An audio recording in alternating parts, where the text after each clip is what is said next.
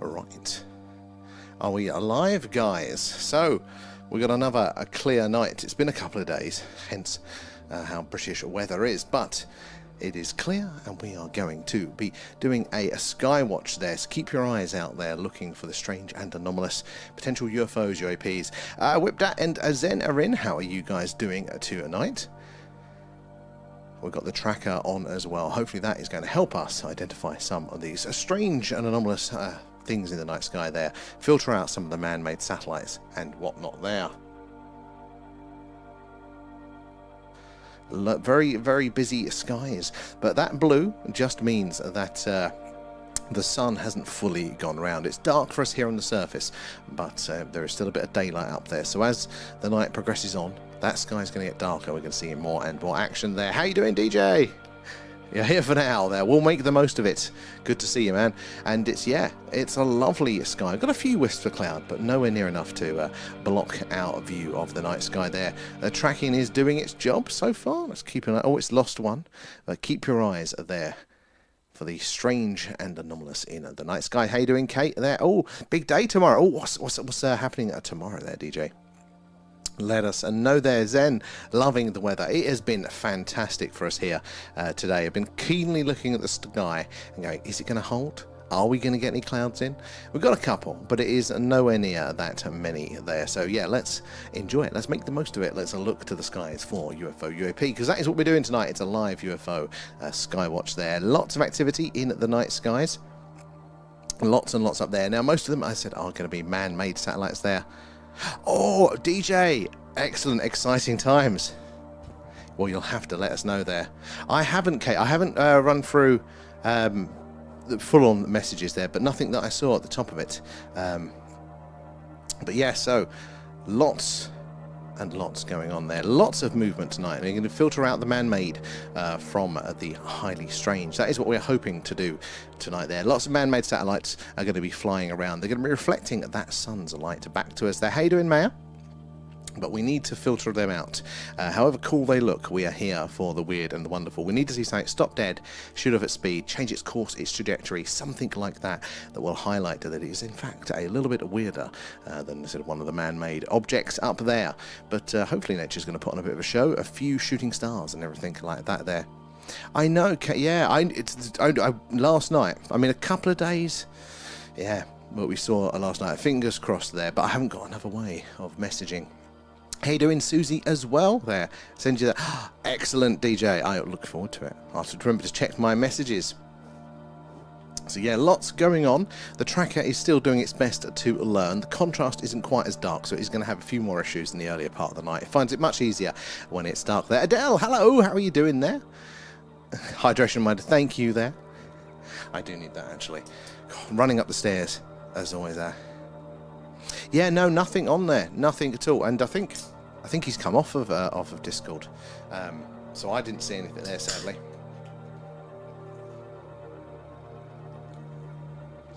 I will have to double check, make sure I didn't miss anything. The last thing I know that I had there was some more funny images there. So guys, keep your eyes to the skies there. Let us know the grids of anything strange. So there's going to be lots of moving objects tonight. There's going to be lots of man-made satellites. That's mostly what I can see on the screen. In fact, let's do some zooming in, shall we? Where's my cursor? There we go. Let's zoom in on... Let's pick one. Let's pick this one. Zoom mode activated. Where is it? There it is. Oh, the tracker has just picked it up there. It's doing its job for once there. So, as far as we can tell, this object here is just a man-made satellite there. It's following a consistent path at a steady speed. There.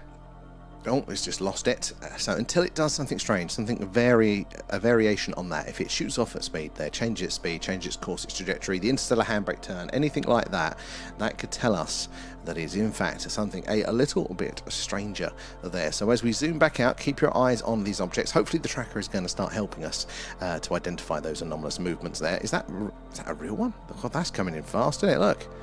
Yeah. Interesting. So yeah, that is what we need to see. Something strange there in the night sky. Don't curse there. I'm going to be a nightmare for it. I have to apologise in advance there tonight. You know what I'm like. Where are we? In there as well.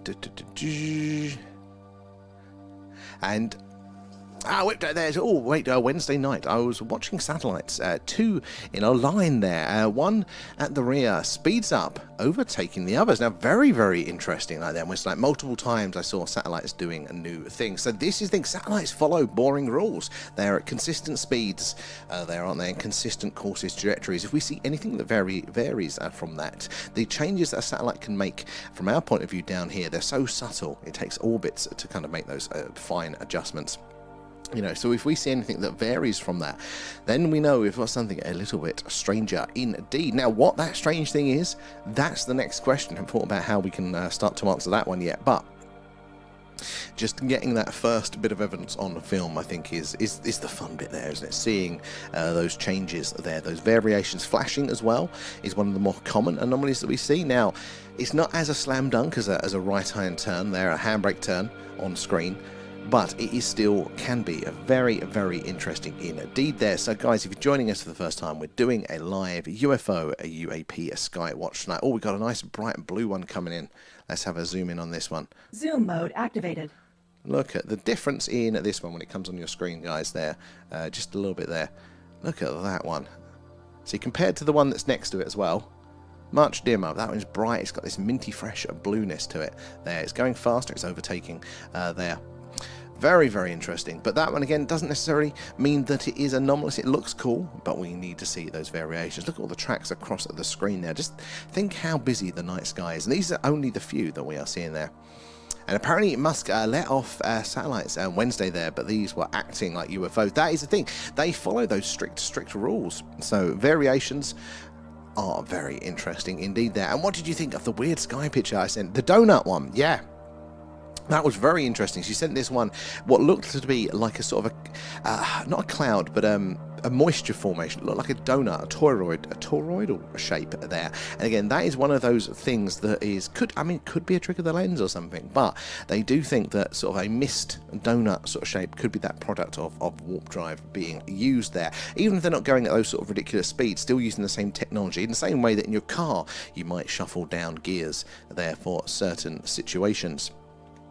So that could be very, very interesting indeed. And keep an eye out there for 2 to 3 in a close formations there, but they move and switch positions. So one can switch, one can come up, you know, if it's going faster, it can appear to overtake and something like that, but they're not going to keep leapfrogging there. Now that is an anomaly if you spot that one. Brad is in. How are you doing there? Adam too. Good to see you guys. And who remembers the triangle of lights a while ago? We're getting to nearly a year since we saw that love for the last time. So I'm looking forward to seeing that one again. Adam, thank you for the gifts. Appreciate those, guys. All the gifts, Patreon, super chats, all that sort of stuff does go back into the stream there, helping us improve what we do. So keep your eyes to the skies there. Paul is in as well. Can Alan have beer? On your head be it there. But yeah, so if you're new here, say hello. Even if you're not new here, say hello as well. Let us know where you're watching from tonight there. We'd like to read all your messages there. Anything in the UFO news, any questions, ask away there. Let us know. We'd love to talk about that whilst we're waiting for the action to happen on screen. It is, I mean, there's a lot going on screen there, so we've got to keep our eyes on all of these moving objects, because even if they have travelled pretty steadily, pretty boringly across the screen, it only takes that last minute a right-hand turn there, or the hesitation, maybe it stops, it pauses, something like that will tell us that it is, again, not one of the many man-made satellites, but something a little bit stranger there. So where are we? Scrolling through in the chat there, and I'm crossing my fingers that this is going to happen tonight. Oh my god, if we get that handbrake turn on screen, that's the one we haven't had yet. There, just that hesitation, that's what we really want to see. So I love the positivity there. And Chicken Nuggets, welcome aboard. Where are you joining us from there as well? What was the huge one? So this is the thing. It may travel steadily, it might be boring, straight, consistent speed, but sometimes the variation in size and brightness is the humbling potato there. Thank you, Brad. Something like that. You know, those variations can be very, very interesting. Now, a UFO flying around up there, same as a man-made satellite, is all going to catch the sun's light there, reflecting it back to us. and you know, the most efficient path between 2 points is going to be a straight line, so they're going to look pretty much the same. It is going to be that rare occasion that ET realizes he's left his keys behind and does that interstellar handbrake turn right over the camera there. But it does mean that there may be some anomalous things flying over that just look like satellites to us, and we just assume that they are. So keep the eyes there. And it's Mecky, thank you for the shares, guys. It is the likes and the shares, the tapping away. It helps us reach more and more like-minded people like yourselves there. Don't feed aliens beer there, it doesn't end well. Got the t-shirt. Actually, yeah, with your lots as well there. Agent X is in the house there. Oh my god, another one has been, oh, that is, I tell you this, you can put me on record for this, they will push their old methods to the point of failure. You know, they haven't realised they just can't get away with these things, so sadly, that number will probably keep going up. But that is a sign of how close we may actually be to something like the disclosure we've all been wanting to see there. And that one top left was 10 times bigger than anything else. So this is the thing, in of itself, is not necessarily anomalous, but you start to get a feeling, don't you? And you start to see them more, and you notice those ones that are a bit different there, and your gut tells you maybe there's something more to it. Until it does anything strange, we can't say otherwise, but it can be very, very interesting. He's very busy tonight, Adam, there, and to boil and mash him, put him in a stew. Number 14, not 13. I thought, oh my god, that's even more than I thought there. 15 in total. Oh my god, it just keeps going up. George, good spotting there. Well, I'm going to keep an eye on them, and we're going to spot in if we see any of that strange anomalous movement. Yes, just that. There's going to be lots of satellites. We need to keep our eyes. We need to keep our eyes on them then. We need to see that strange behaviour. Satellites are pretty cool. It's amazing to see them flying around, seeing how many there are. But we need to wait and we need to observe, because every now and again one of them said we'll do something a little bit strange there. And that is what we are really, really interested in tonight there. And Gaza is in. How are you doing there over in the tubes there? And Beagle, is that Beagle? Yeah, it is Beagle there. How are you doing from Orlando, Florida? Love it there. How are your skies? Actually, it's going to be daylight for you still, isn't it there? Good to have you in there. Raf is in there. And it's, yeah, the RAF 5000 tracking is on the screen, Raf, just in time for you there. There. And where are we? Let me catch up. Where on the TikTok there. And Onvis, how are you doing there? Ovis, sorry. Oh, Oven? Oh my god, I can't pronounce it there. But if Grand Temp... Oh, no, that's, I need to translate that one. Let me see if I can press the button to see if it see translation. It's time for the world to open its eyes to reality there. I think totally there. We all second that one. I think no matter where you are in the world, I think, yeah, whatever reality is, good or bad, it is reality. We need to know what it is so we can become accustomed to it, to adjust there, you know, living with your fingers in your ears. Some point it's going to catch you out there, mate. Since I've been watching you, I've not seen anything as big. There were a couple big ones I saw on the corner of the screen there, but didn't see. Might not have seen that one. So very, very interesting. Well, hopefully we'll see another one like it. And if I catch it in time, we can zoom in on it there. It's one of the Congress whistleblower. Now, see, they're pushing it as well. That seems to be like they're getting into a very, very dodgy territory there. How you doing, Ghost Rider, as well? Hope you've been well. Where are we over on the tubes there? And Star Lady as well, from Southwest London there. The mate from Southwest London there. Started watching a week ago and absolutely love it there. Big thanks and thank you, Anne. I appreciate having you in there. It is our community that makes us here, you know. It's all of everybody's individual stories, everybody's knowledge, you know. We're all crunching the numbers trying to understand this phenomena together, so we appreciate having you all in there. And Dan, evening, how are you doing there? It is still Saturday, but we're going to be pushing this right on into Sunday there. We're going to make the most of these clear skies tonight. Excuse me, there. Agent X, thank you for the gifts, guys. Appreciate that. All goes back into the stream. The gifts, subs, patrons, and super chats, all that sort of stuff there. Now, it is a very, very busy night sky. Lots of movement. We need to keep following them. The tracker is only there as a guide. It is still very much a learning there, despite Raf's eagerness with the tracker there. It's not fully his excitement. It's not fully kind of doing its job yet, so it's a good way to kind of draw your eye to the movement there, and then we have to kind of manually make sure that it is consistent and it is not doing those variations there. Let's zoom in on this one. Zoom mode activated. So you can still see the object there, look behind the line there, and we need to keep our eyes on this. It is following the line as expected there. So the idea with the tracker is that it's diverging ever so slightly there, so which means Oh, and it's lost it. Oh, there's another one following there. But what it's meant to do, and it's hopefully learning and going to get better with, is that it will identify that movement on the screen. And then it will see where it has been. It will draw a straight line. And if it is a satellite, satellites follow straight lines. They fall into Earth in a big circle. So for us down here, it's a pretty straight line there. And it will use that predicted line, then it will draw in front of it. What you're seeing, that green dash there, that is where it is expecting, if it's a satellite, to follow that pretty closely. So with the curvature of the Earth, it's not exactly straight, but it is pretty close. And then it will follow that object along the dotted line, and if it stays on that dotted line as expected, as a satellite would, then it stays green.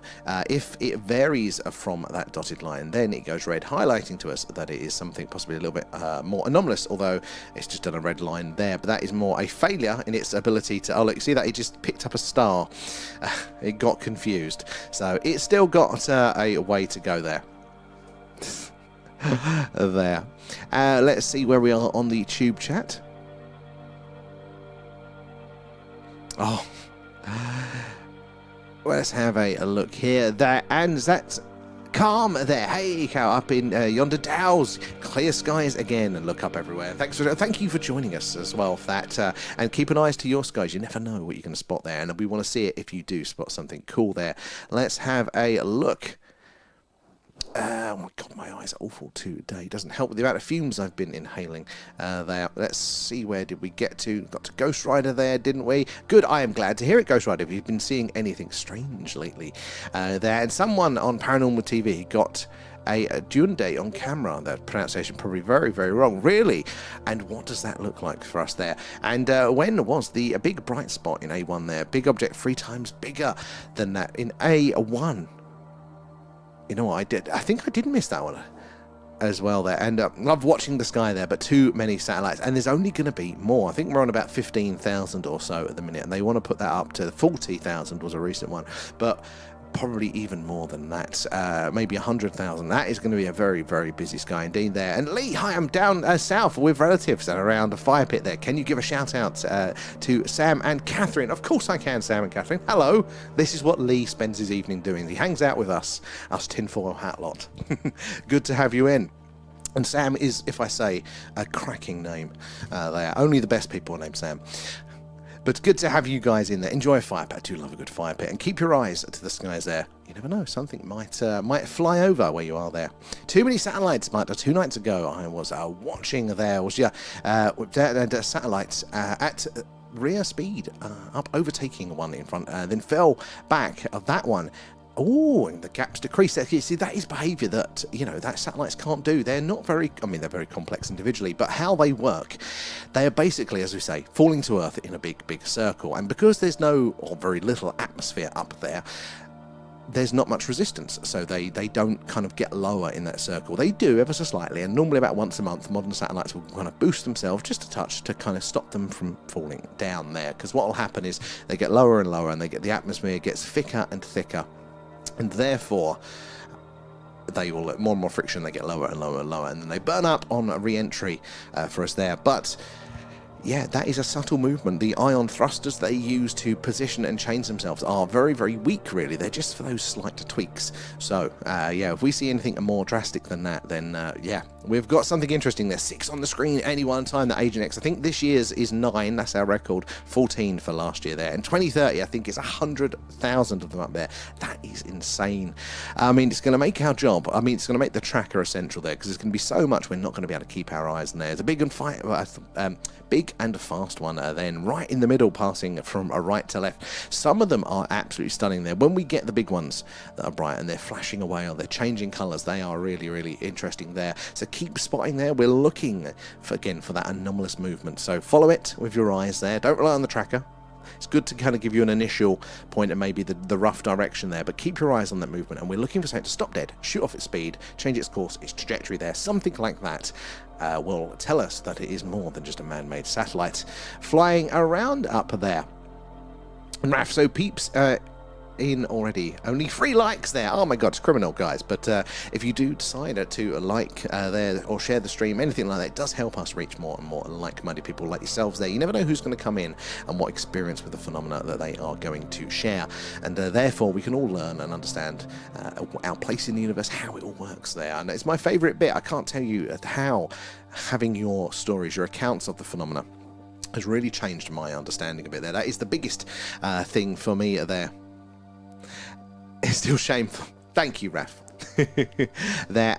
And Wayne, how are you doing there? Oh, new here, so just wondering, is this the sky over Stonehenge, or you live in Stonehenge? Subscribe. Thank you, Wayne, and welcome aboard to our cool nerdy corner of the internet. So we are just down the road from Stonehenge. We're 15 minutes or so down the road, so it's kind of that area, that part of the world, Wiltshire. We are right in the heart of crop circle country here, and yeah, just down the road from Stonehenge. So we're not directly over the stones tonight, but I mean, actually, we are over some stones, just not the Stonehenge stones directly, but it is all pretty much the same sky when you're looking around here and at these distances there. So it's a very ancient and mystical landscape here, long history of the phenomena. I moved here very, very recently from Essex, which is more congested, more populated, more light polluted there, and honestly, just A, the skies are stunning, but B, it is a weird landscape here. It is very sort of mystical is the only way to describe it. There, I looked at an Ordnance Survey map just to kind of find some nice walks locally, and there are full-on Stonehenge-style stones just singularly dotted around. I was one in the forest there. Oh, there's one holding up that church,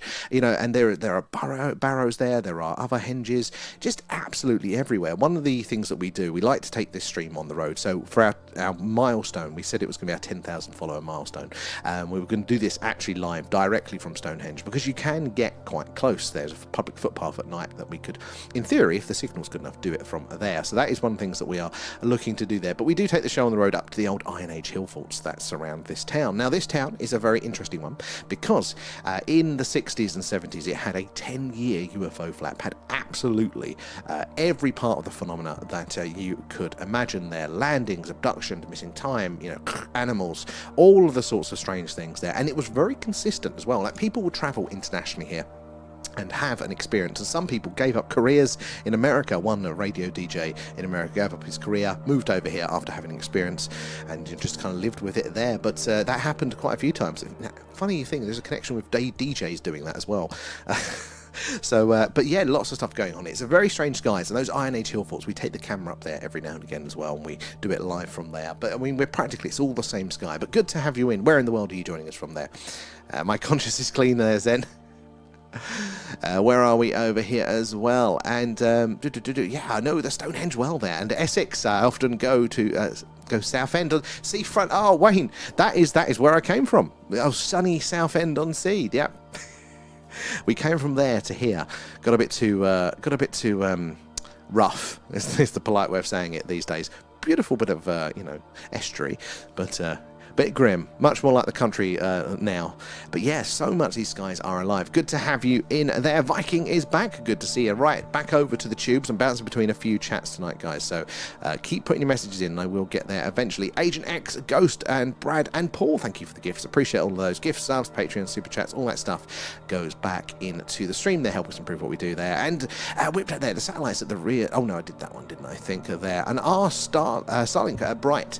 So the earlier ones were brighter. They are actively trying to put coatings on them now so they're less reflective, but a very rough rule of thumb. Now this is definitely not true for all of them there, but the bigger it is to us visually down here, therefore the brighter it is and the closer it probably is.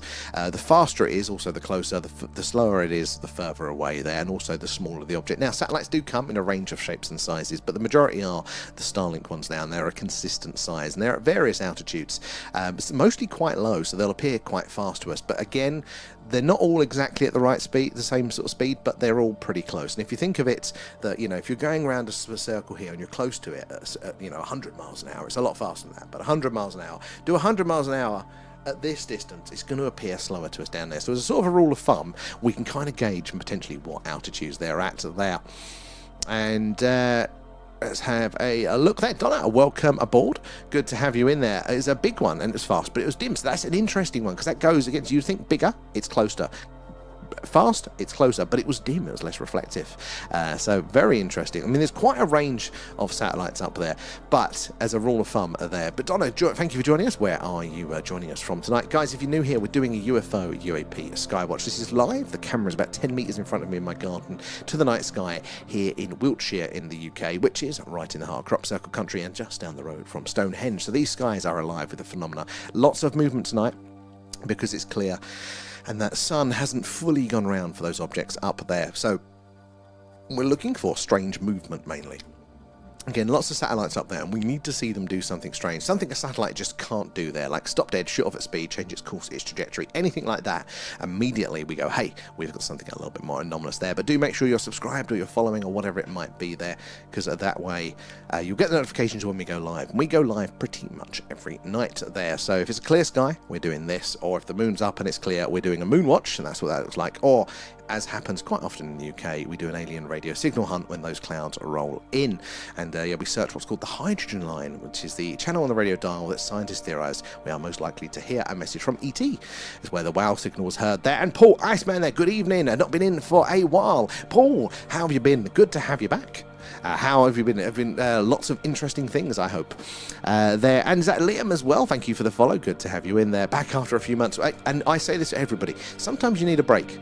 You know, sometimes, you know, we get a bit bored of the aliens doing the same sort of thing. You've picked a very good time, though, Paul, to come back, because we're now getting those very clear, very active skies again. It got very quiet over the winter, as we would expect, but now they are alive again. We are starting to see some strange things indeed. Some of the coloration that we had, the weird flashing colours. Now, that is a big, bright one right there. Let's zoom in on that one.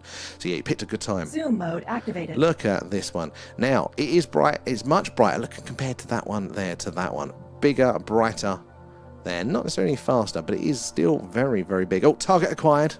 Fire. Take out the aliens. But until it does something strange, we cannot say for certain that it is anything other than a man-made satellite or a bit of space junk, something like that up there. So although it does look anomalous, we don't know yet. But this is the problem. Our standards for what we're saying, our filter, which is that strange behavior, that strange movement there, does mean that, you know, we probably will be filtering out some other anomalous objects, but we just can't prove that until they do anything strange there. Anything flying around up there, be it a man-made satellite or a UFO, is going to be flying around probably in a straight line. That's the most efficient path, and it's going to be reflecting that sun's light back there, so we're just not going to know. That is the tricky part of it. Right, back to the chat there, and oh yeah, there is a hill fall near me in Derbyshire. There's relatively unknown stone circles dotted around too. This is the thing, you know, Stonehenge gets all of the credit, but there are some very impressive ones. They're absolutely everywhere. Stone Age people were very, very active, but I'm not used to that in Essex. We had very little of that sort of thing there. And Effie, there, what's your opinion on all of these recent deaths and disappearances of those scientists? Well, firstly, that David Wilcott there was the most recent one. Firstly, it's very, very, very sad, isn't it? There, but I think there's something to it. You know, like there's. Whether it's all of them, because I think there are probably some reasons for some of them there. It's probably unlikely to be the full number, but it is starting to look increasingly more suspicious. I think there is some fire to that smoke, and the old ways, the intelligence services, if they are as expected, look, things are on the cusp of being released. There's lots of conversation around it now. If they're panicking and they're resorting to their old tricks, and they haven't realised that they live in a different world now where people will notice these patterns, people will spend a lot of time analysing it. They can't control the media in the ways that they once would be able to there to kind of stop the conversation around it. They will push it to the point of failure, which, I mean, it's going to be sad because there's probably going to be more.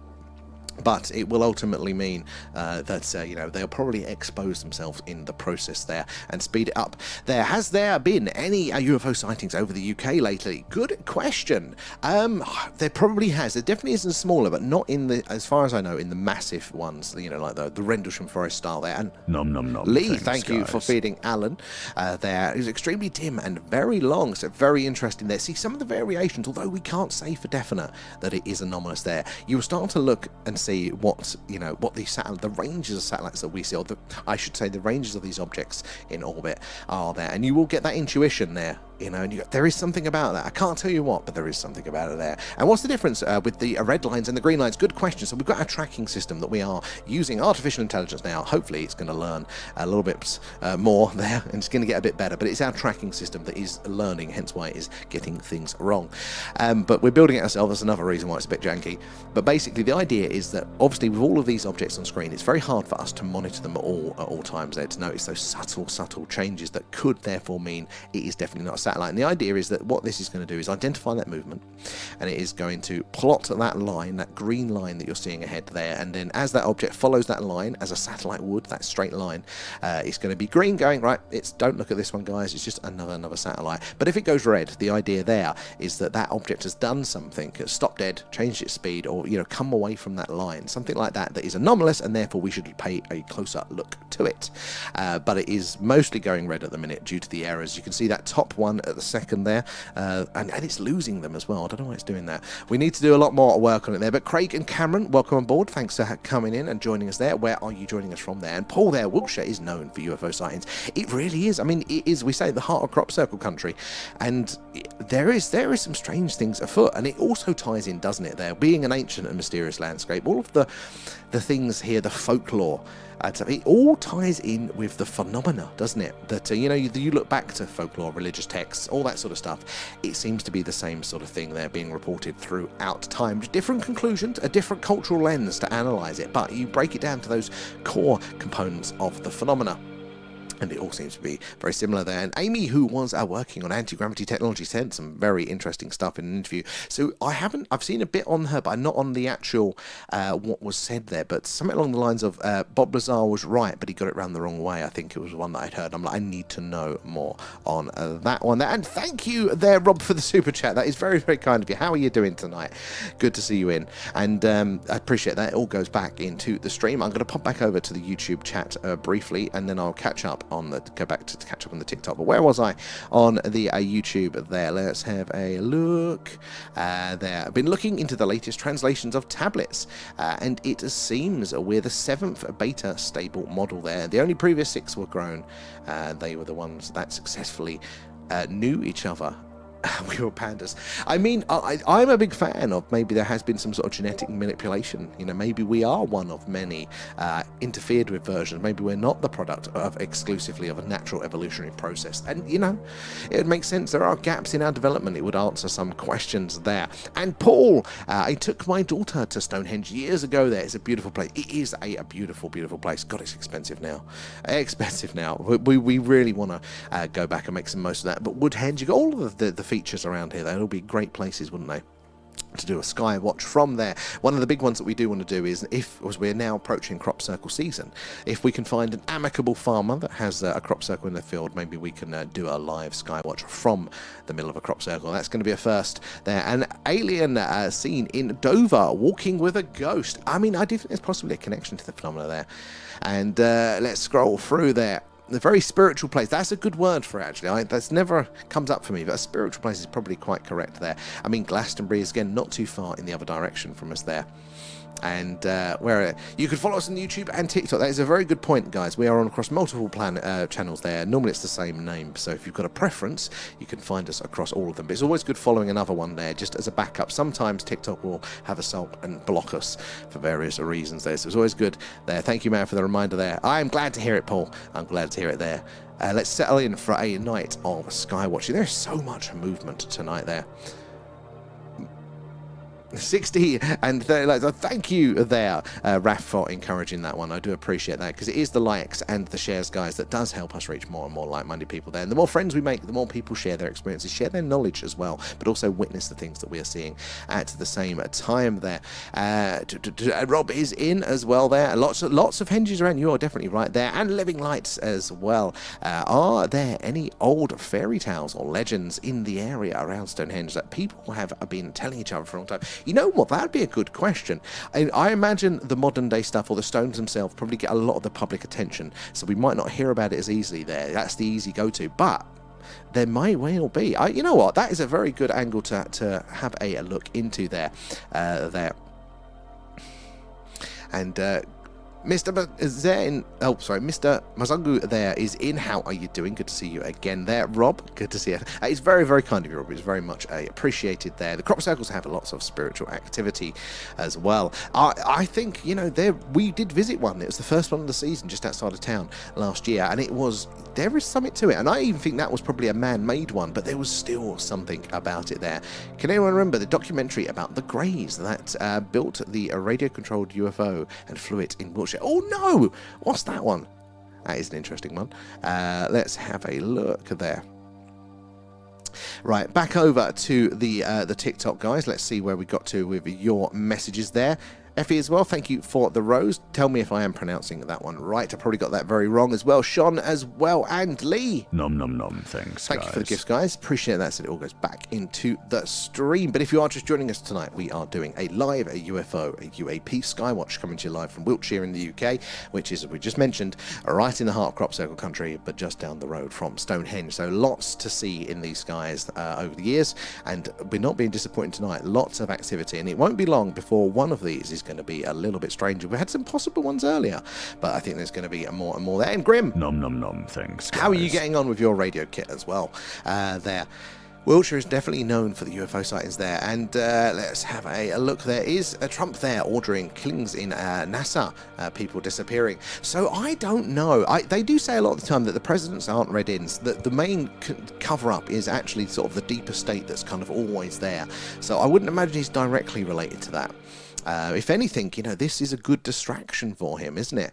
There, so the more that they can distract with it there, and I think this is it. That the more that's true, the more distracting it will be. So maybe that would work in our favour there. And Paul, there were UFO sightings when the astronauts were travelling to the other side of the moon.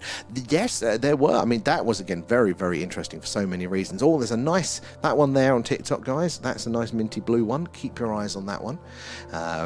And if you're there, hold up, where are you located again? So we are in Wiltshire in the UK. So we're actually in a little town called Warminster. And the reason I tell everybody where I live on the internet in this day and age is because back in the 60s and 70s, there was a really interesting UFO UAP flap here. It went on for 10 years. It had every part of the phenomena you could imagine there. Absolutely stunning. And I'd never heard about it until actually moving here as well there. And, I'm a try CE5 there. Don't tell me. Oh, sorry, I just gave it away.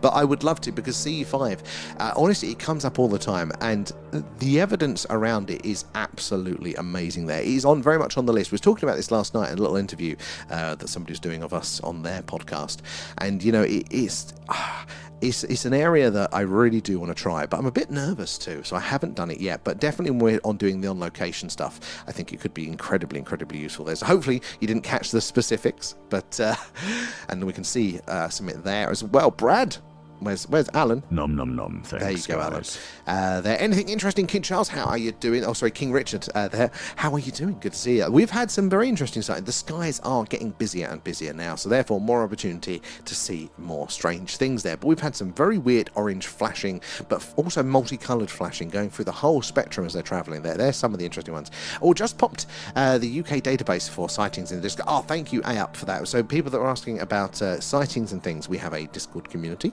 Very active there, and not only is there your personal accounts with the phenomena images videos too, which you guys can add to or read through, but lots of latest news stuff or anything we talk about on the stream there. See, Alp has just kindly put the information in the Discord, so link in the bio for that if you want to see more. Loads of stuff over there, plus we can all hang out off screen there. 12 on the screen. Whip Dad, that is our new record for the season there. Keep your eyes on the skies there. Love it. Just checked, Matthew Sutherland was number 16. That is getting ridiculous now. How obvious. I think we're going to be disappointed at actually how far the mainstream can push this one. Now, that is a blue one, so I'm coming away from the chat for just a second. Zoom mode activated. Let's have a look at this one. Look how blue this one is when it comes in range there. Look how blue that one is. Look at the contrast on that. Now, if this is reflected light back from satellites, because this is all it is, satellites don't have headlights there. They are just bouncing the sun's light back to us, and that's how we're able to see it there. Why do we get sometimes some of these really, really distinct colour variations? And now, an orange, we can know, because that could be potentially associated with plasma, a plasma coating, which we do think would happen if a warp drive was enabled. Oh, excellent, Grim. I'm glad it has arrived to you there. I did want to check in, but I totally forgot there. But I'm glad it is with you there. And what about C5s makes you nervous? So, honestly, there's... Oh, that's a green one. Hold on. No, it's just gone off screen. Sorry, guys. Missed that one. So, there's two parts to it. One part is that it's its own science, and I am an awful ADHD, so unless I'm hyper focused on something, I won't read the instructions, and I want to be quite respectful of that as a practice, and I don't want to just kind of like half-arse it just for the live streams. But until my brain kind of goes like, we're going to focus on this now, we're going to do the research. So I kind of, there's partly that, but also all of this consciousness stuff.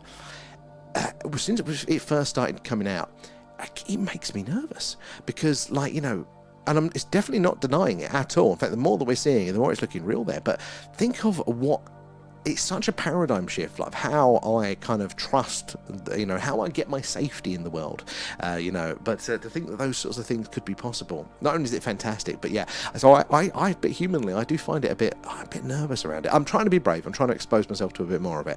But it's not my wheelhouse, but I'm very excited to kind of to try it, I think. So I've got a push and pull internally with it. Steve as well, how are you doing? Thank you for the follow. Where are you joining us from tonight? Guys, if I haven't got your message just yet, I will get there soon. I'm currently working for a TikTok chat, and then I'm going to bounce back over to the YouTube there. So do say hello. Let us know where you're all watching from tonight, but it might take me a minute to get you up. But I do want to hear what you've got to say. Any questions, guys, ask away. No silly questions here tonight.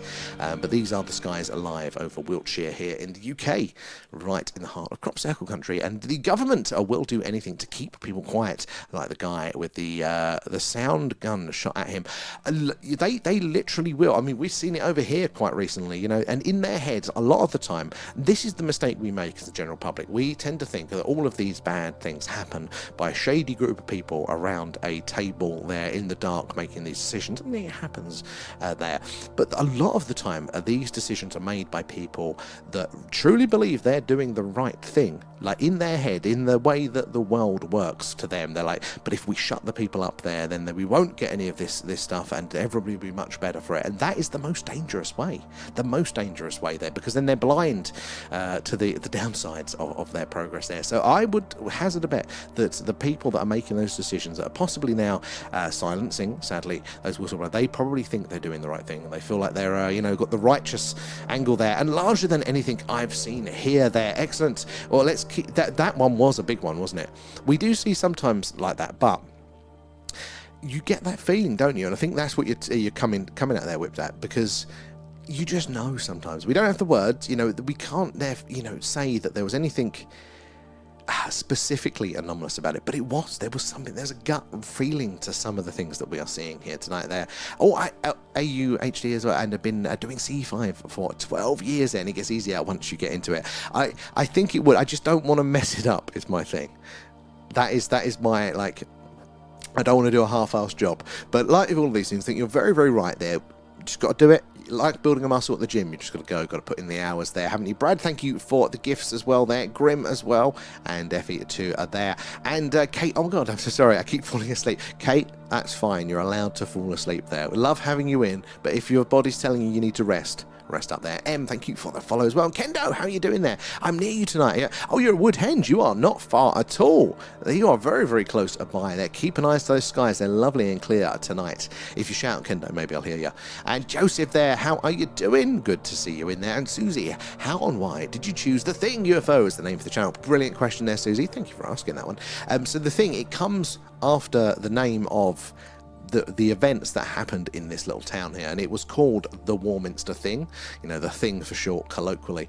And yeah, so we just kind of adopted that, because partly it is the search is it still going on? Is this place still special? Is it still a bit of a hotspot for it? So we kind of adopted the name, and sometimes I love the name, sometimes I go, we should have chosen a different one there. But Phrase, how are you doing? Thank you for the gifts, appreciate that. All goes back into the stream there. I think I saw a blink in all freebie upper right corner, so keep an eye. So free B upper right from the TikTok, that is going to be, let's get my cursor over here, where is it? There it is. Right, okay, so that is upper right, this sort of area here, and actually that does make sense. We get a lot of activity around here. Now the blinking can be very anomalous there. The flashing, now satellites can flash, but if there is something stationary up there long enough, that it can flash back to us multiple times from the same spot. That is very strange, because you can see that everything's moving, everything's in motion. Even those stars that appear stable there at those vast distances, they're technically moving, or we're rotating there. Everything should be in motion. It takes a lot of energy for something to sit still, so that can be, if we see a repeat there, something very interesting. Now, Oslo as well, thank you for the follow, good to have you in. And LJ there, when I saw anomalies the other night, the objects/satellites were extremely close and then far apart. It's behaviour like that can be very, very, very interesting, so keep up the spotting. Right, back over to the tubes. Let's have a look on the, where was we? Oh no. Scrolling around here like crazy, trying to find where I was in the chat. Sorry, tubers, you've been patiently awaiting there. And thanks again there, Rob, for the super chat, in case I didn't thank you for that one there. And Paul, I blame the men in black for the disappearances of the scientists there. Of course, I mean, whether the men in black, as we understand it in that sort of pop culture sense, is that an 100% accurate interpretation? Unlikely to be that. This is just what we're trying to piece together, aren't we, from the mystery. But is there going to be something to it? Could be very, very, we could be closer than we think there. And good evening there as well. And where are we? You told the carrier bag there, Raf. We'll tell you all about the carrier bag if you haven't heard about it then there. And can anyone remember the... No, I've done that one. Oh, I must have... How did I miss those other ones? Sam, tell Living about the carrier bag on the hill incident. That's a fun one. You've never let me live down. So, guys... I think it's our first on-location Skywatch up at the old Iron Age hill faults there. It's a flat, you know, if you've seen a hill fault, you know, just imagine a hill. They shave the top off, lots of earthworks, ditches around it for Iron Age defensive purposes there, but flat, very high uphill, essentially. So we go up there with all the kit there, and the nature of doing this, we have a big screen, it kills our night vision, so we can't really see much going on immediately around us there. So you're kind of a little bit unnerved like that. It's in the dark. And there was this rustling sound as if somebody was approaching us, you know, treading on leaves, crunching the leaves. And I'm going, oh, hold on a minute. Wait a minute. There's no trees up here and no leaves. It's just grass. That kind of really sent me. I'm like, what is that sound? What is it? And it turned out it was a Sainsbury's carrier bag blowing around. And yeah, you guys have never let me live that down, to the point where we actually have a special sticker in some of the chats where you guys post that in to remind me of my public humiliation there. And they had guys with radio controls there, stationed a few miles apart. Very interesting. I don't know that one, but...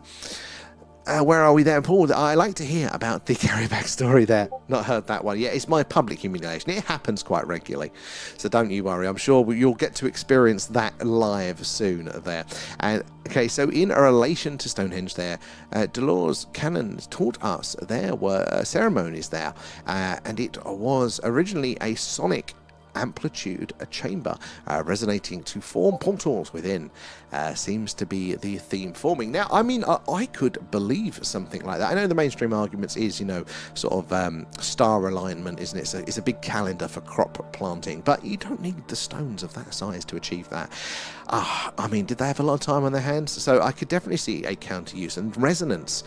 It's like a path down the tech tree. If you've ever played a video game and you know, a strategy one there, and you kind of like, there's all these technological trees. You research this, then you get this, then you research that, and you get more, and all the different branches of it there. It's kind of like that. As our modern science, it's ignored quite a lot of those sorts of ones. We are stumbling over them now.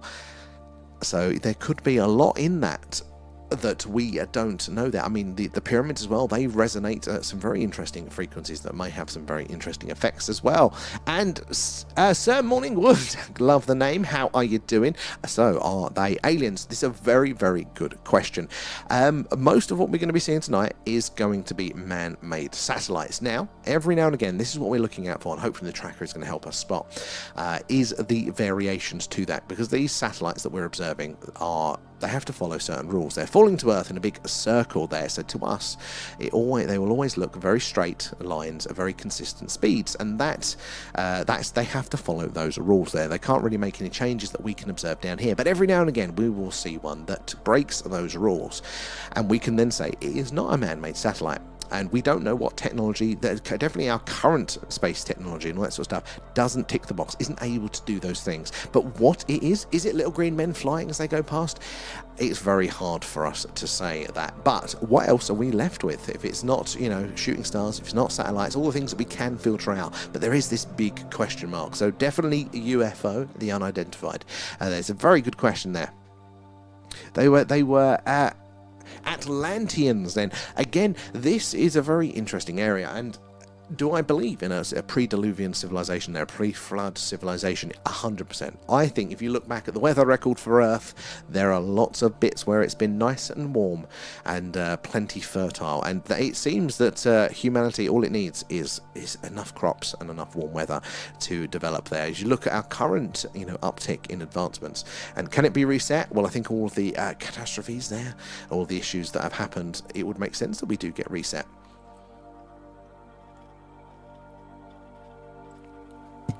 Now this one, it's got a green tinge to it. Oh, that's delicious there, American Mountain Dew. Zoom mode activated. I don't know if you can be able to see it with the contrast on the tracker there, but look, that one actually has a green hue to it. Now, green, again, is one of these middle of the road anomalous, because you know, satellites interacting with our atmosphere, if they're very low down there, they can kind of cause that light issue there where it comes across green. But also green is another potential warp drive signature. So keep your eyes on that. Now the night is getting darker, so hopefully we're going to see more and more there. There is a sacrificial altar underneath the stones there. The first sacrifice was done by the Queen of Darkness, an ambassador for Ukraine. Need a name. Okay, look up the spirit. Okay, I've not heard that one. I've not heard that one. But I like the sound of it. I'm open to all the angles. There. I knew you would love that, Raph, there. Nathan is in. How are you? How are you? Good to see you. And let's have a look there as well. The so-called enlightened ones. Again, do I think there are some shenanigans afoot with some ritualistic practices, even probably practiced today by people elites? I do think to a certain degree. I don't think it is the answer to all of our woes here on the earth. But you know, do I think there's something going on? Most probably there. It's like the start of the free body problem. Raf, bang, now right on the head there. Don't want to draw that conclusion, but it really is. It really, really is. And that book series, I've said this before, but was actually made mandatory reading by the last Bush administration, the last Bush White House there. So why would that be? Why would they make them read that book? What information did they need from that as a catching you up if you were joining their team there? And instructions are for people with no imagination. Exactly. Exactly. The deep regret I feel a few minutes into something without instructions. You know, that's another story there. Do people still name stars or find new ones? Yes, yeah, we find new ones all of the time. You know, the more technology that we get, the deeper that we see. So all of these black bits of the night sky there where it doesn't look like any stars, there are thousands of stars there. Just the light that's travelling from them here, it's too weak. They're too far away for the brightness for us to be able to see it with this lens. But if you get a bigger telescope, you'll see all of the stars in those gaps, and that is essentially what they're doing, is they're building more and more sensitive telescopes. They're seeing further back in time, because we're actually, as we're looking forward over these distances, space is weird, we're also looking back in time as well there.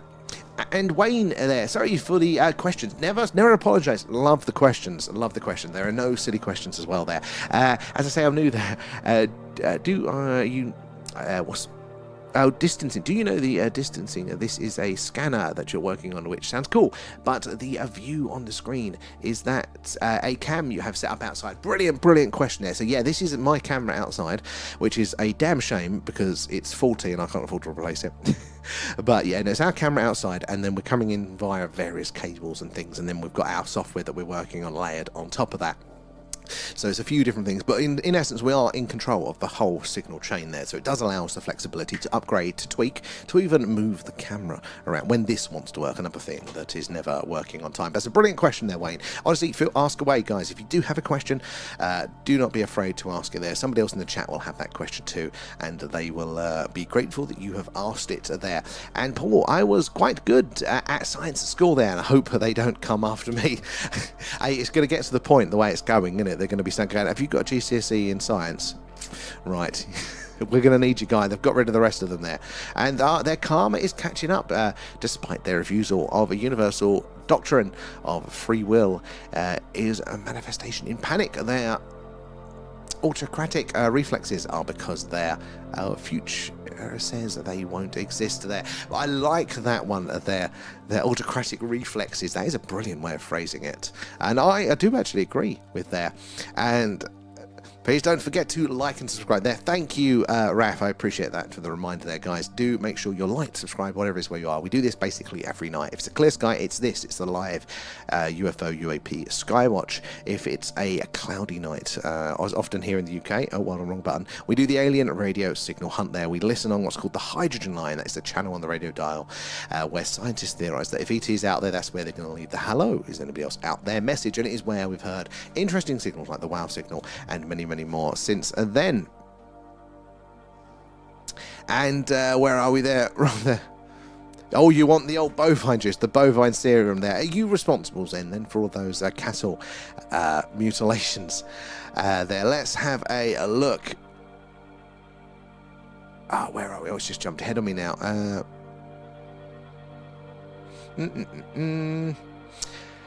Where are we? It's got the fried spam. It's okay. Where are we? You're down here. What's that? Red wine is breathing. Don't let him drink too much of as he'll be busted. I hold the record. I don't go for breaks on this one. We used to do 4 or 5 hour streams. I was pretty good for that. In fact, I forget to drink. That's why Maya is always kindly reminding me to actually drink on these. And Sam, I dare you to drink a bottle of Chardonnay for oh my god, no, I'm not a funny drunk anymore. I had to give that up a long time ago. Don't put a penny in the prick. That's what I say. And why do I get the feeling Sam is someone who would get pissed on half a... Oh my god, I would. Like Raph, like my younger self would be ashamed. Like, honestly, that was not my younger years. But I totally don't drink at all now. And about 2 years ago, I hadn't drunk in a while then. I went to a pub with a friend. I went, you know what, I'll have a shandy. I'll just have a shandy. I fell out the bloody door. How embarrassing is that? Yeah, no, I can't. Not these days. Again, younger me. But no, not anymore. But anyway, right, let's quickly back over to the TikTok there. Let's see where we got to in the chat. Bouncing between a few chats tonight, guys, so you'll have to bear with us there. Do ask your questions and say hello if you're new here as well. I would love to hear from you. But yeah, it'll take me a second to get through it all there. Where are we? We got to there, didn't we? And Oslo there heard the theory they might be using time dilation to create a bubble to travel faster than light. Oslo, I think you bang on the money. That is one of my favourite theories. So basically, we've all heard of warp drives and wormholes and all these exotic, fantastic Star Trek sort of things, but wormholes, warp drives are real. It's theorised anyway. A scientist there, Alcubierre, was it Mikhail Alcubierre, I think, back in the 90s, did the maths, did the work, and you can build a warp drive there without breaking physics. You can bend time and space, create a bubble, therefore appearing to, you're not technically traveling faster than light, but you can, get there very quickly. Which, if you measured it, it would be faster than light. But you're bending the universe itself, and that's how they kind of get around that. But yeah, we just need a hell of a lot of energy. That's why it's only theoretical. But some other mathematicians recently spent a long time being very, very clever, and they modelled what that would look like if they were to actually build such a thing. What would happen? Well, that warp bubble there would literally lens the light around it, would lens gravity, so it would distort the image there. There's also interactions with our atmosphere and the atmosphere of the warp bubble causing mistings. There are lots of these little clues of what it would look like if that is being used, and they then compared it to a lot of modern day sightings, images, videos, and some historic ones, and it actually looks, the distorted shape of the craft appears, they've plotted it, and it does look like a lot of them could be real. They could be using this technology, and a few things as well that they do think that using that sort of technology would ionize the air around the craft and therefore create a layer of plasma, and plasma will glow a sort of a reddy orange there. So that's one of the interesting things that we look out for, which is, is it a big orange reddy glowing ball there? So I very much think that could be there. Oh, what's blinking there? Oh, whereabouts was it? Whereabouts? I'm far behind with that, but I'll have a zoom in if it is still there. So many aliens use their 68. I think that's going to be quite true. I think we're going to look out, especially with modern science. It's looking like the universe is live. There are biosignatures coming out our ass. You know, there is so much life out there. I do very much believe, even within our solar system there. Grim and Man, thank you for the shares. I do appreciate it, guys. It is the likes and the shares that helps us reach more and more like-minded people like yourselves. You never know who's going to come in and what story of the phenomena they're going to share. They're helping us all understand the universe, our place in it, and how it all works there. But yeah, we are getting all of these early indicators now that life is abundant, not only out there in the universe, but also within our own solar system. And we can look to Earth as an example. Life is very diverse. There's a species, an organism for every niche, every environment here that we experience. So why would the universe be any different there? Oh, thank you, Maya. There. Oh, 47 and 52. What was that one? Oslo. There. And that was weird as hell. Very, very slow, blinking, super bright, like a lighthouse. And then it stopped blinking. Now, that is very, very interesting there. Sorry, I missed that one. But yeah, the blinking can be an anomaly. Satellites, again, can appear to blink, or whatever it is in orbit up there. And what's happening a lot of the time is that this is measures objects up there in orbit, right? So if it's like this, look, it's reflecting that light back, as you can see there. But sometimes they'll be rotating, so dark side, reflective side, dark side, reflective side, as it goes. And that's what we're seeing. Now, if a satellite is doing that, it normally means it's broken. Because if it's rotating, the side with all the cameras, if it's a spy satellite, or the antennae, if it's a communication satellite, that needs to point to Earth at all times. The solar panels need to point to the sun at all times, or it's broken. So if it is doing that, then it's mostly broken there. But again, it's an anomaly. It's a very, very interesting one, that flashing there. So I'm disappointed I missed that one. I'll keep a closer eye for that one. Mayor loving the stickers. We'll see you back over on the tubes there. And I found a timeline of all the missing scientists there. It's in the Discord. That is very, very interesting. So guys, remember to check that one out over the Discord there. Link in the bio for that. We had a movie club last night. So once a month, we'd watch an alien-themed movie. And, oh, actually, that's a point. Thank you, Mayor, for the reminder there. Where are we? Let's see my buttons here. There we go. Just correcting that one up. There we go. Boom. Oh, it's scrolling ahead on me. Sorry. Reminding the mayor for the mods there. Appreciate that one. Where are we? Yeah, loving the stickers in there. But yeah, guys, check out the Discord there as well. Why did NASA astronauts all work as actors? That's interesting. It's like the old the shuttle ones. You know, the people seeing that, you know, basically the same people that are on those shuttle missions that got lost. You know, they seem to still be alive and well. I mean, that is very, very compelling to me. I need somebody more intelligent, more journalistic in nature to do a proper deep dive into that one there. And Kate, I'm here, but I keep drifting in and out of sleep there, not having a good day. Kate, it's fine if you want to rest up there. It's fine. We love having you here, but you got to listen to your body there. And also here is a patent that one of the scientists was working on before they got lost. Oh, actually interesting. Well, somebody Googled that number there, because I think there is fire to the smoke there. I do think there is something going on with all of that. Leanne, thank you for the gifts. A bit late on that one. And Little Blue as well there. Thank you. I missed those ones as well. Appreciate that. It all goes back into the stream there. The gift subs, super chats, patrons and all that there. Need to grant A up. I've just done it there. I kept meaning to, but I kept totally forgetting there. But thank you, A up, for that one there. Just seen NASA deleted astronauts' history of IMBT. You would have thought, but also not surprising that they would forget something just like that. Leanne coming in with the shares, I appreciate that one. So 3 of the astronauts were former movie stars. About right. Outfit there as well. I was watching a live of the moon, and this guy said the moon is fake there, and the stars. So, I mean, I don't believe that. The moon is weird. The moon is a very odd object, but I do think it's very much, very real there. Some people... And I think, and I'm probably very wrong with this, so you'll have to forgive me, guys, if this is your angle with this, but I think along the flat earther community there, they think that the moon is plasma or is light, something like that. But no, I still believe the moon is very real, but I do think it's very strange. I think it's very beautiful, and it's here, and it's responsible for the fact that life and our environment and weather is so very stable. But It is strange. There are lots of strange things about it there. We go into those on our moon stream, but it is very, very odd there. And also there, exactly, plasma. That's my leading theory. And I think plasma, this is, we know what plasma is, but we don't know a lot about it. It is so understudied, at least publicly. There are lots of things like gravity. We have a good functional understanding of gravity, but we don't know the details about it in the mainstream scientific community there.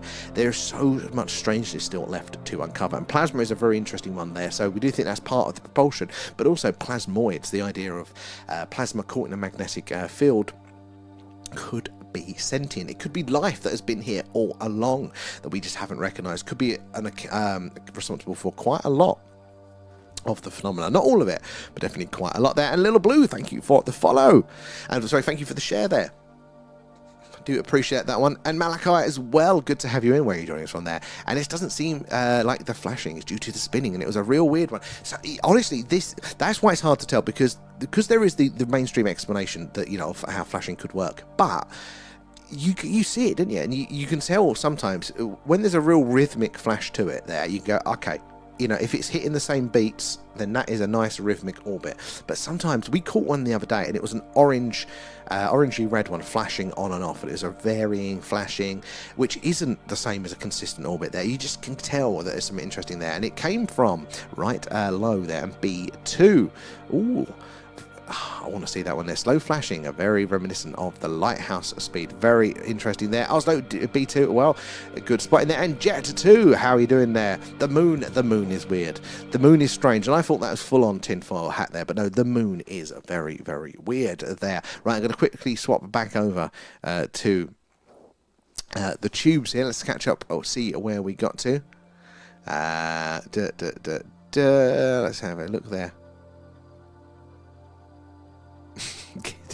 Nathan, that's hilarious there. Right, let's have a look. Where are we? There's some. Yeah, you can follow us on the tubes. Yeah, and guys, if you're over on TikTok now, if you want to see it actually the right way up, you can join us at the tubes there at the thing UFO there. See a little bit more of the sky as well. Also, you can put us on the big TV there and see more of the sky. And Nathan, loving the pluses there. Did I miss anything more in the chat? I feel like I have. Let me quickly scroll up to make sure I haven't totally missed everybody's there. Oh, no, I did that one. Let me scroll through.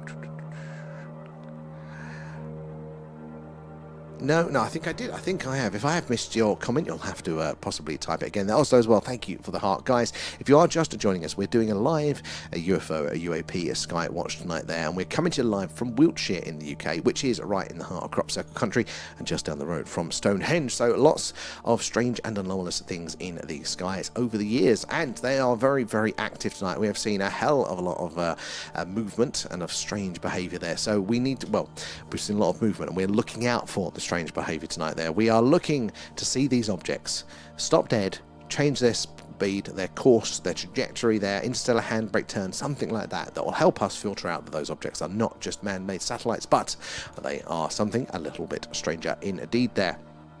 And Terry there, is there any chance of a collision? A very good question. So yes and no. It's a lot of the questions come to that answer, but basically it's something that they are incredibly worried about there, and they call it Kessler syndrome, which is the idea that, you know, one would get damaged, break up into 1,000 pieces there, and because of the speeds they're traveling in these orbits there, that would be 1,000 speeding bullets, just go absolutely everywhere, and therefore those 1,000 speeding bullets could go hit and take out another satellite, and then that will be another 1,000, which then take out another one, this snowball, this chain reaction there, they call it Kessler syndrome, and they're very worried about it there. So at the minute we haven't really had anything like that to worry about. Well, that's a faint one.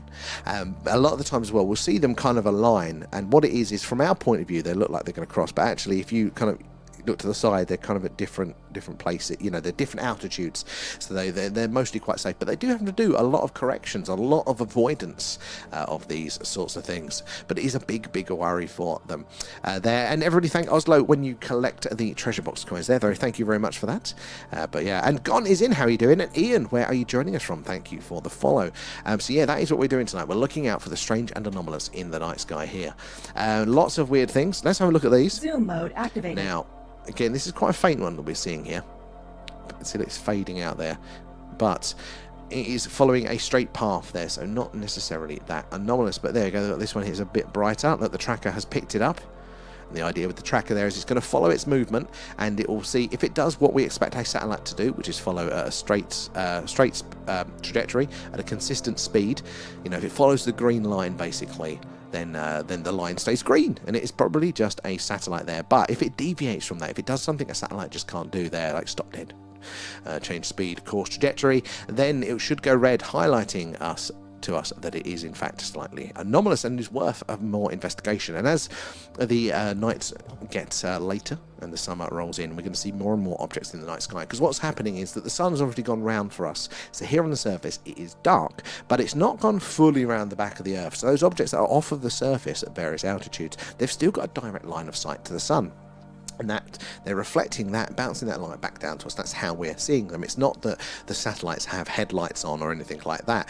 But that means that anything up there in Earth orbit, be it a man-made satellite, be it a space junk, or be it ET flying from A to B, they're gonna look very similar to us. The only way we can tell is by that anomalous movement. But it doesn't mean that, example for this one here, zoom mode activated. You know, if this one, okay, it has gone red, but that's mainly because it got a bad track in the first place there. But it doesn't mean that even if this one we go, look, it follows a straight line, doesn't mean it's not ET. It's just that we can't prove it there. That one's got a nice tracking lock there. The tracker is very much a work in progress. We can tell the AI revolution isn't going to take over anytime yet, because it's still struggling to learn the difference there. But yeah, got a few objects on screen, and the trick is we need to pay attention. We need to follow them across the screen, because at any point, even if they've just been boring and straight, at any point that could change. And they could, if they stop dead, they could hesitate, they could shoot off, they could do a right angle turn there, and that would be very, very interesting and very anomalous. Now, keep your eyes peeled, because we do tend to see something strange throughout these streams. These Skywatches are very fruitful, but it does require the attention there. Now, where am I in the chat there? Loving the hashtags Maya there as well, and Zen. Oh no, you've done that one there. Right, where are we in the back to the TikTok there? Kate coming in with the shares again, guys. It is those likes at the shares that tapping away. It helps us reach more and more like-minded people like yourselves there. And Ian's Hampshire way, not too far from us, actually, over in Hampshire. Again, lots of interesting things. Is Hampshire is Porton Down, isn't it? And Boscombe Down and stuff like that. Because there's UFO conversations around that. Have you ever seen anything strange there? Guys, if you're new here, do say hello. Let us know where you're watching from, but also let us know if you've ever had an experience of something that could be quite anomalous. I would love to hear about it there. Or if you've got any questions, ask away. There's no silly questions here, so we'd love to hear them all. And they're loving the hashtags there as well. Kate there. And where are we there? Cunny as well, thank you for the follow. Gone as well, thank you for the gifts. Appreciate that. It is the gifts, the subs, the Patreons, the super chats now as well. All goes back into the stream there. And so yeah, that is what we're doing tonight. We're looking out for the strange and anomalous there. Hopefully we're going to catch the anomalous flashing that Whipdat saw earlier, because that can be very, very strange indeed. It's one of the more common anomalies that we sort of see, and it is very hard to explain. There, how you doing, Jay, as well there? Evening all, what do you think of the Black Knight satellite here in Pembrokeshire? Love a little bit of Pembrokeshire. It's on our list actually to do a road trip there, but the Black Knight satellite is very, very interesting. It's a good question there. And did I send my name to Mars? It feels like that's a thing. I feel like I've heard somebody say about that. You can pay money to do that. Sadly not at the minute there.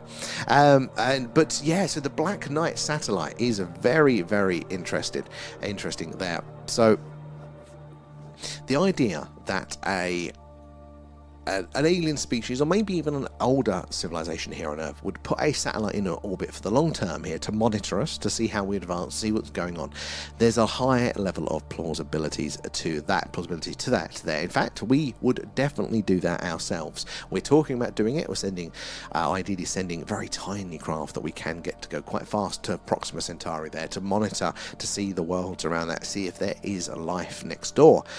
So it makes a lot of sense that a civilization would do that. There's been plenty of time in the universe for that to have happened. You know, Earth is roughly middle of the way through the universe's life, so we're a bit late to the party. Plenty of civilizations could have developed the technology to have done that. In fact, Earth has been screaming a biosignature there, which is basically, hey, there's life on this planet. Been screaming that for the last 2 billion years. So if any time in that any point in that time frame there that a civilization has had the same technology that we've currently got now, they would have been able to see that there's been life here on Earth. And there's a few clues that that might have happened, these probes in orbit there. So there's a phenomenon called long delay echoes in radio there, which is basically you get your message echoed back to you. Now that can happen if your signal is reflected off of something, and it happens often with our ionosphere, our atmosphere there. It kind of bounces around the Earth and then back to you, and you can hear yourself back. We know what that is there, but these long delay echoes there, basically it is about a 7-second delay, which is really interesting because you can time that. At the speed of light that radio waves travel, that is about 3.5 seconds from Earth and back there. There's nothing there. The moon isn't there. What else is there? But tell you what is there, apparently Lagrange points. And the Lagrange point is very, very interesting because it is one of the few places where you can park something stationary up there. As in, like all these things we're seeing now tonight, they're in orbit, they're moving, they're falling back down to Earth. They're very, very slowly in big circles. But Lagrange points, they are very stable positions. The James Webb Space Telescope is in one, so if you are an alien species monitoring this planet there and you want to put it there for the long term, not having to keep adjusting your altitude or anything like that, then a Lagrange point is a great place to put that. And hey, maybe we're getting those signals from it. There's definitely a hell of a lot of things that are in our orbit that we do track, and we have no idea what they are or where they come from. So it's a brilliant question there, AJ. It's definitely very, very plausible there. And I'm trying to remember where it was mentioned. Oh, the Witch novel there. Lara as well. Good to see you in from Wows. Again, very, very connected with the phenomena is our wonderful Wows. They're gone. Thank you for the gifts. I appreciate all of those. And Pembrokeshire is stunning. Am I thinking of Pendle Hill? Is that Pembrokeshire? There. And what's the best site you've seen? So, good question. One of them was live, and it was seeing it with my own eyes out when we were doing off on one of the hill forts there. It was something that was very Blue Nose, hello, how are you doing? Good to see you. Thank you for the gift. But yeah, it was basically, it looked like it was coming towards us, this light, this orb. I thought it was a dog walker initially with a big LED. Oh my god, is that the ISS? Somebody check. Zoom mode activated. That's too slow to be the ISS. That was big, guys. Let's clip that. Okay, it's gone down to a normal size now. That flared up. That was very, very interesting. Where were we in the chat there? But that was a good one. But yeah, these things, yeah, I didn't know what it was. I think it was possibly either an orb or a trick of the light, maybe. But yeah, very, very interesting. But we also saw a massive, big, bright orange object move across the screen once. That was just phenomenal. There. How about yourself? Have you seen anything strange yourself there? Send an email today to say, oh, with the deep dive session. I'll have to check that one out. Thank you for that one. I'm gonna give you the deep dive role. You're very good at doing. You came up with the last couple there, and gone there. No, it was free there. I said my mixes names. Damn it! No, I didn't know that. I would have loved to. Alan wants his name there. He can go himself there. Oh, South Wales is a hotspot. Whipped at you are not wrong at all there. It is. There is such a high amount of sightings and activity in all of the Wales, Scotland, Ireland as well, but not so much here in the UK as well. That was 5 years ago. No, I definitely missed it, sadly. An ex, a long time ago, did get me a gift where you could send a message in a laser signal throughout deep space. I never cashed it in, but I remember that one. And the Black Knight satellites, orbit tracks back to approximately 12,000 years ago, right before the Younger Dryas. Oh, that is interesting, because that would point it, wouldn't it, to being, again, a pre-Diluvian civilization, an earlier civilization that had some interesting technology there, still up there now. Eventually, all things will, when they run out of power and they can't control themselves, they will re-enter, but some of those orbits are very, very long there. You know, there are certain orbits that, you know, these sorts of things could still be up there and out there doing the things. I have a strong, sneaky suspicion that that's what the space shuttle was taking a look at. That is where it got its funding from. You know, most of these big, expensive projects like that are...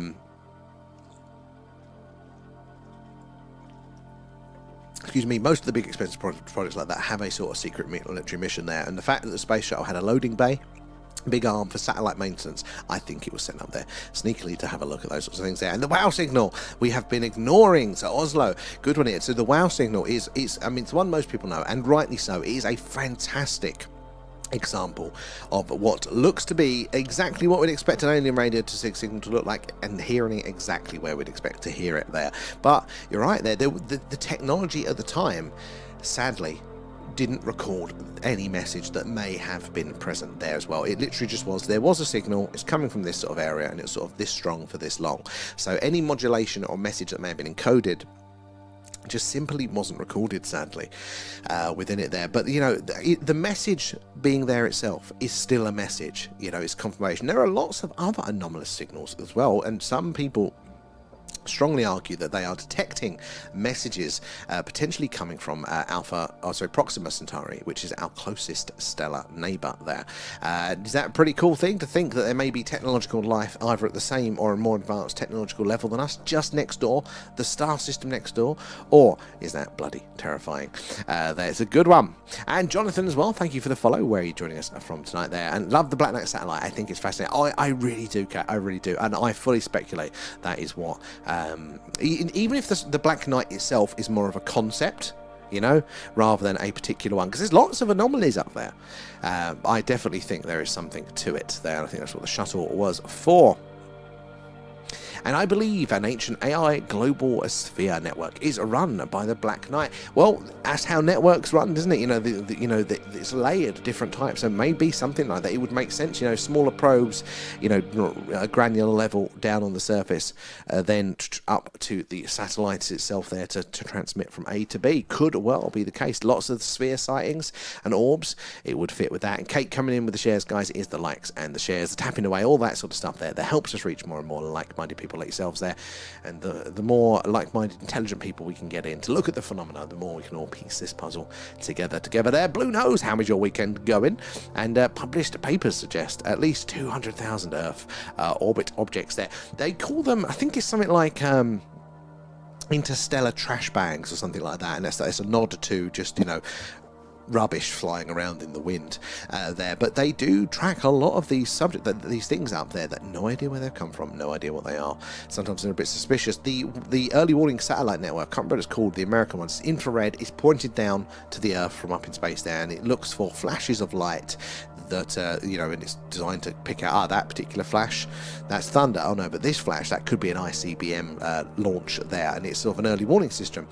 There are strong reports from multiple people who monitor this closed network there that it catches UFOs coming in and out all of the time there.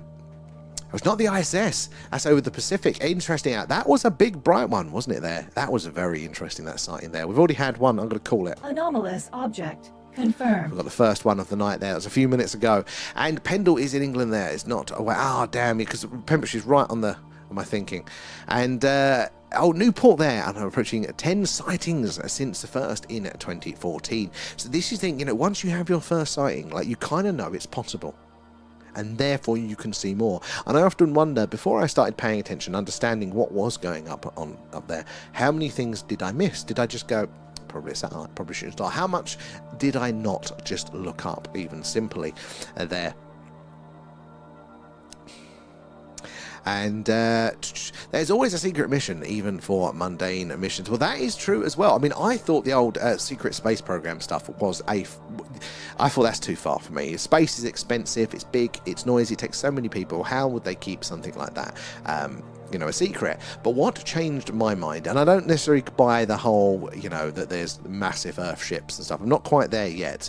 But the fact that the Vandenberg Air Force Base, which is on the west coast, versus Cape Canaveral, that's on the east coast of the US there, the Vandenberg Missile Testing and Space Launch Facility there, they built a backup launch facility for the space shuttle there, because it was a specialized vehicle. You needed to have its own kit to be able to do it, but they built a full-on backup launch facility there, hidden away in the mountains. You can find the images. There is a picture of the space shuttle all set up, ready to go on that launch pad, hidden away in the mountains there. And I went, right, no, that is it. It's perfectly plausible that they could at least do a few space shuttle missions there, and nobody would know otherwise.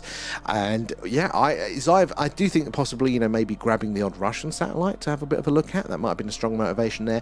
But also, I mean, you'd have a look, wouldn't you, at those objects that you don't know what they are. Even if you just were thinking it's the Russians, you'd still look to those anomalous ones there. And a couple of EasyJet planes. I went over you around that. really, maybe, but maybe, but we normally see the flashes of light, don't we, with planes? They're normally much bigger than that, but we'll have to keep that one as a possibility. They're recorded 678 spheres. Oh, we'll be over the 30th of June. See, it's not just one light, is it? It's that there's the quantity there as well. And Kate coming in with the shares, thank you for those. And I think I'm going to do an autopsy on Alien Alan there. Well, I will second. I'll post him to you, Agent X, there if he keeps being trouble for us here, there, and Oslo. Will be very interesting when we let the quantum computers analyze the sky. I mean, they're already using it, aren't they? In to certain degrees, well, not quantum computing, but they're using AI, aren't they, there? But quantum computing take it to the next level there. What will it see? What will it understand? But yeah, using AI, aren't they, on a lot of astronomy there, seeing things that they had never seen before. The issue that we have is not getting the data. We've got, so much data of the night sky and all these sorts of things. It's processing it, understanding it there. So AI and that computing power there is the real missing link in understanding it all. But we've got, I think billions of years worth of our current rate of processing data there to go through that. And I was thinking NASA could be working on the DART project due to their Apophis asteroid nearing. Oh, Oslo, I think Agent X, I think you sent me something on this one the other day, and I hadn't heard the theory that maybe there was some sort of shenanigans going on, and maybe that was the reason for Artemis there. So, I mean, look, these sorts of things are possible, but would we know? There's lots of scientists tracking this, so if it was like an increased risk that NASA was aware of, I think other people would know about it, and it would kind of get disseminated to some degree. But it could be very wrong with it. I mean, maybe that's the only thing I could lean towards as an explanation. If Artemis wasn't what they said it was, that seems to be the most plausible alternative to it there. And Benjamin is in. How you doing as well? And Blue Nose, thank you for the other gifts there. Oh, we're up to date. Right, back over to the tubes, guys. You've patiently been waiting. Let's see where we are with the messages there. Let's have a look. Fantastic there. And if you upload your consciousness to an avatar without a heart, coherent field, why would you be the same person? That's a very interesting point there. Like what we define as us. What part, we talk about the soul and all these sorts of things. What is it that's us? What is the human? What is the transient and what is the transcendent in us there? It's kind of like the old transporter problem, isn't it, in Star Trek there? If you copy yourself and paste yourself somewhere else, and you've got to then delete the original copy, is it really the same person? There. And what if a regular moon/Earth traffic already exists? Well, this is the thing. If it does, we are getting to the point with modern technology now where just lay people are going to be able to start seeing it, reasonably easier. Like, there was a satellite network that the CIA spent a hell of a lot of money putting up in the 60s, I think, and it was their spy satellite, but it's for communications, like a communication relay, so they could talk to their agents all the way around the world.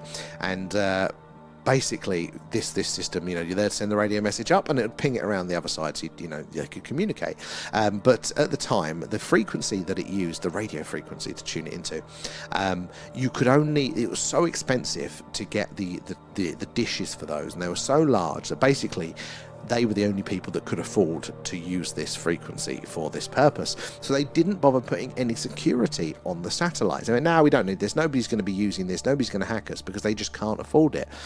Literally, like a year or so later, a technological advancement, the price went down of this sort of stuff, and then everybody got access to these unencrypted NSA satellites. So they had to abandon them, and they're still up there to this day, and they're used by like Argentinian truckers with their CB radios and Russian gangsters as well now. This multi-billion-pound CIA communication satellite network. Whoa, was that a flash? There and there. But yeah, so it does make you think, similar things now, like they take this stuff for granted that it's always going to be a certain way, and then the technology improves, like how all our satellite technology and stuff is, and now our consumer level technology, so we'll be able to start detecting these things now. I think I saw a flash. Let's keep a lookout. I think that is in A2 or A3. But it's a very bright one, if I am correct in that one. Oh, where's my cursor gone? Keep hydrated. Thank you, Mayor. I do need to do that one. Where's my bloody cursor? Let's have a look there. And Ergono there, the ghost of Bruce Lee, seen in London's Chinatown there at 4 a.m. I mean, you need like a Twitter account, Lex account, because all of these little golden chunks like Ghost Alert, Ghost Watch, something like that you need to do. I'd sign up to that. Just this little latest in, so-and-so spotted somewhere. I think that's pretty cool. There. Let's have a look there. And Sam, do you remember when you first believed extraterrestrial life could exist there? Or perhaps you had a key experience? Very interesting. I like that. That's a good question. So I hadn't had any UFO alien experiences, or it's literally just consuming the context, you know, the content that had been available. I had some spooky experiences, and I always like a good mystery. But yeah, I didn't have that sort of like, the change there, the culture shock, or the, systemic shock, or anything like that. So for me, it's always been a bit abstract. You know, I've been able to kind of treat it as an interesting thought experiment. And I think, yeah, logically, there's something going on. But now we're seeing a lot more of this now, and the theories are more fleshed out than back in the day when you could only get what was on the Discovery Channel, pre-internet and all this sort of stuff. Maybe they'd all the shows, all the TV shows, they'd say the same information, just repeat it over again, the same experiences over and over again. Not much depth to the theory, the analysis, or anything new. But now we're getting to the point where we're getting some very interesting one, that we're getting a lot more evidence and tying it in, and it is, for me, it's crossing over into that, okay, this is, I believed it was a real phenomena, but it starts to feel real. And there are certain things that come out every now and again, and they do give you a bit of an emotional reaction in those experiences there. What is it for you guys? What was your entry point? And Chris, amazing how the Mayans knew of Neptune without having telescopes there. When modern science discovered it only like 180 years ago. There are a few things like that, Chris. That's a very good point. A few things like that are mentioned in older cultures there that they could not have possibly known without certain types of technology. Only to be confirmed by modern science there. Is it the Dogon tribe in Africa there talks about visitors from the Sirius sort of star system there, and they say it's a binary star system, which we didn't know until very, very recently. No, behold, it was a binary system, and it was also on the orbit that they said. How would they know? And there's one where her partner dies, and she's, what's that for? Oh no, you're reading there. Aliens, always been about the aliens. Shadow, exactly. I do love a little bit of that. I mean, space is nice, space is interesting and beautiful. Nature puts on a show there, but the aliens is where the action is there. Black Mirror is an interesting show there. Oh, just watch some Stargate SG-1 on Netflix there. There's definitely out there. I love Stargate. That was my science fiction show growing up there. It's the SG-1.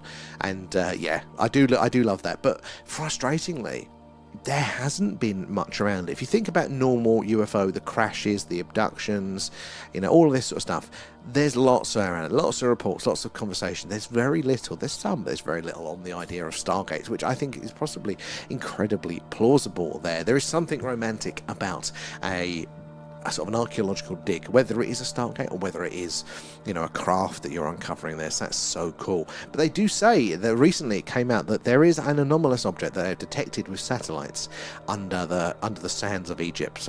They think in the old Hawara labyrinth there. Something that is, I think it's about freestanding, 40 meters long. In this underground atrium there that's made of a metal that they cannot identify there. So what is that? Is it a UFO? Is it a Stargate under there? Could be very, very interesting there. And down there, what was that? A movie about the robots with the South African band on it. Was that Chappie for that one? I don't think I've seen it there. District 9's the prawns. Yeah. And keep hearing about no, not that one there. And Chappie was the robot one, I think. It was like District 9, but with robots. And maybe we are all aliens, at least genetically speaking. Well, that is another strong contender, isn't it? There, I mean, there are certain clues about our biology, about our genetics, that make you go, maybe we're not a perfect fit for here on Earth. Maybe we are actually developed somewhere with a little bit less gravity, a little bit further away from the sun, somewhere like Mars or something like that. And recently, some scientists, they did the math, they did the hard work, the working out, basically, on our current understanding of evolution, how long it takes to develop to the level that we're at now, how complex a life form that we are, from sort of, I think it's single cellular up to where we are now. They did the maths, it's about 4 billion years, and we're about 2 billion years short of habitability on Earth. That to have happened here. So, it could well be the case that life definitely developed on Mars. It's looking more and more plausible because that was habitable earlier on than Earth was there. And maybe, as we know, we're sharing rocks all the time. Maybe that got transferred over, or maybe there was some more intelligence to it. Maybe it was more directed there. Again, there is definitely a lot of interesting things on the Martian surface that could prove to it of not always being a dead planet. We now do think, scientifically, in the scientific community there, that Mars was Earth-like and probably had abundant, at least plant life and things like that. There's evidence in the soil of, what do they call it there? It's the photosynthetic sort of cells there. Is it the stuff they have in the leaves for that? But anyway, there's lots of that. There's evidence of that. Lots of all of these other little clues there, especially life actually being active now on Mars as well. But yeah, life could definitely have started there and moved over here as it lost its habitability there. Back over to the TikTok chat, and evening, Benjamin. Good to see ya. And Kira there, I'm paying $1,000. Are you now to the first one to message me? Kira, I make it 2 and I'll message you there.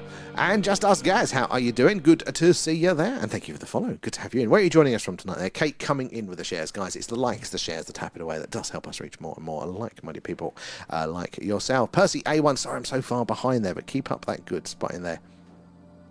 Put a channel for it on the Discord. Oh, good call there. Actually, you're modding into that.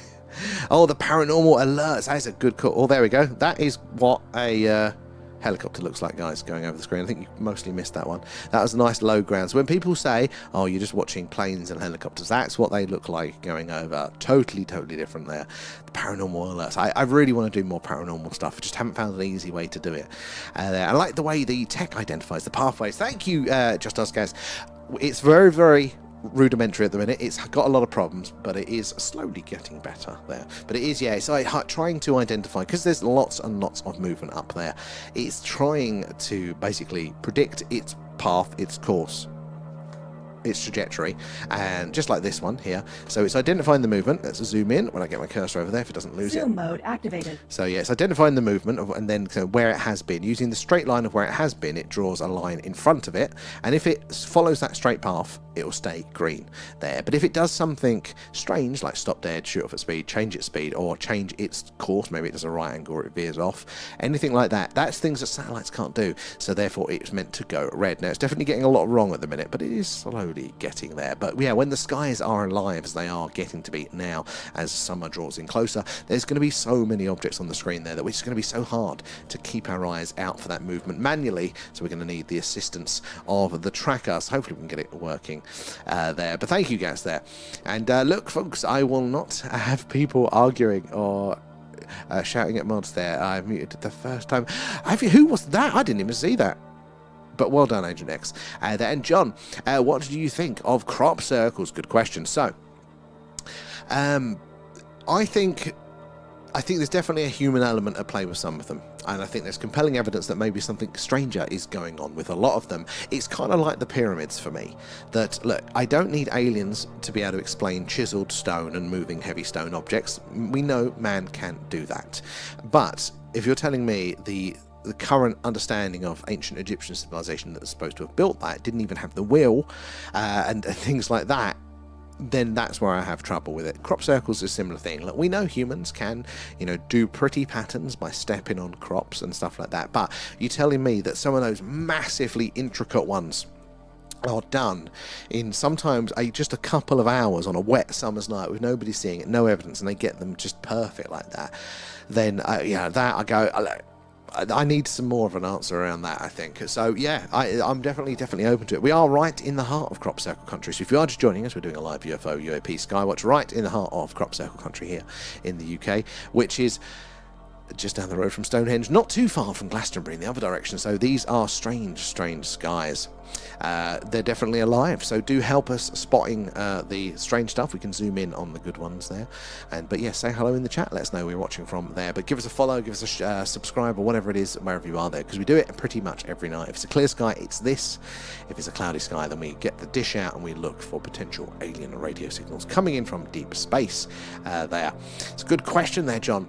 And Stargate new series in production. I heard this. Apparently they're going to film it over here. Very excited. Very, very excited. One of my proudest moments as a... This is a total aside here. You're going to be bored by this one. Is it Moon Innie there? Thank you for the follow where you joining us from tonight. But I used to run a business a long time ago when I was a teenager there. And we had Alex the Bose, and we did a magazine thing on us, like a centre page spread of my business there. And it was a nuclear bunker. This business was in a nuclear bunker there, and being a Stargate fan, I kind of made it. Along those theming there. It was an airsoft, so people would go in and shoot themselves in this nuclear bunker, basically. And they did in one of the trade magazines, they did like a big full few pages on it. And my proudest moment was that copy of that magazine was somebody took it to the set of Stargate, and they had that open on the page in the control room of the Stargate control room. And I was like, that's my place in there. I was like, oh, would have loved to have seen that set there. And there's something peculiar about octopuses there. I wouldn't be surprised there. A lot of people say that there is, they are so strange to us. But fungus as well is another one that could be this strange. But I think mainstream science says, look, we can trace it all back to a sort of a universal common ancestor. My argument here is that why does that universal common ancestor have to be on Earth? I do think that, look, if life is going to be abundant, which is where all the evidence is pointing, it's going to be absolutely abundant everywhere. Why does it have to start from nothing in every case there? Why, as we know, things can be transferred over these vast distances, in simple forms, panspermia. Why not that it's all versions of the same, Why, at the very least, could not we be all related there? That universal common ancestor might be on a distant planet around a distant star billions and billions of years ago. And maybe your octopus joined us a little bit later on there. And would it be as good as the old Stargate though? I don't think anything can it really there? Definitely, I wasn't that much of a fan of the later series, like the spin-off ones. Just the SG one for me there. And have you permanently muted X? Oh, you were kind of on the same side of the fence. Wait. Oh, who's X? Not. I didn't even see. Wait a minute, what's going on there? I'll have to see what was going on with that one then. And they say that Bigfoot and orbs are closely associated. I saw a video on the paranormal caught on Bigfoot. I think whatever the rules are that govern the the phenomena, and allow for this strangeness that we see, it'll be the same rules for all of the other sort of stuff there as well. Whether they are exactly the same phenomena, or whether they just kind of work in the same ways, the same part of reality that we haven't really mapped yet, then that could be an explanation there. And Valiant Clips, good to see you. How have you been there? And where are we? Ken, I have a scene where a meteorite from space had a DNA building block. So yes, this is the thing. The organic building blocks are really absolutely everywhere. Absolutely everywhere out there. I mean, even, there's a Martian meteorite they thought had what looked like a fossilized virus in it there.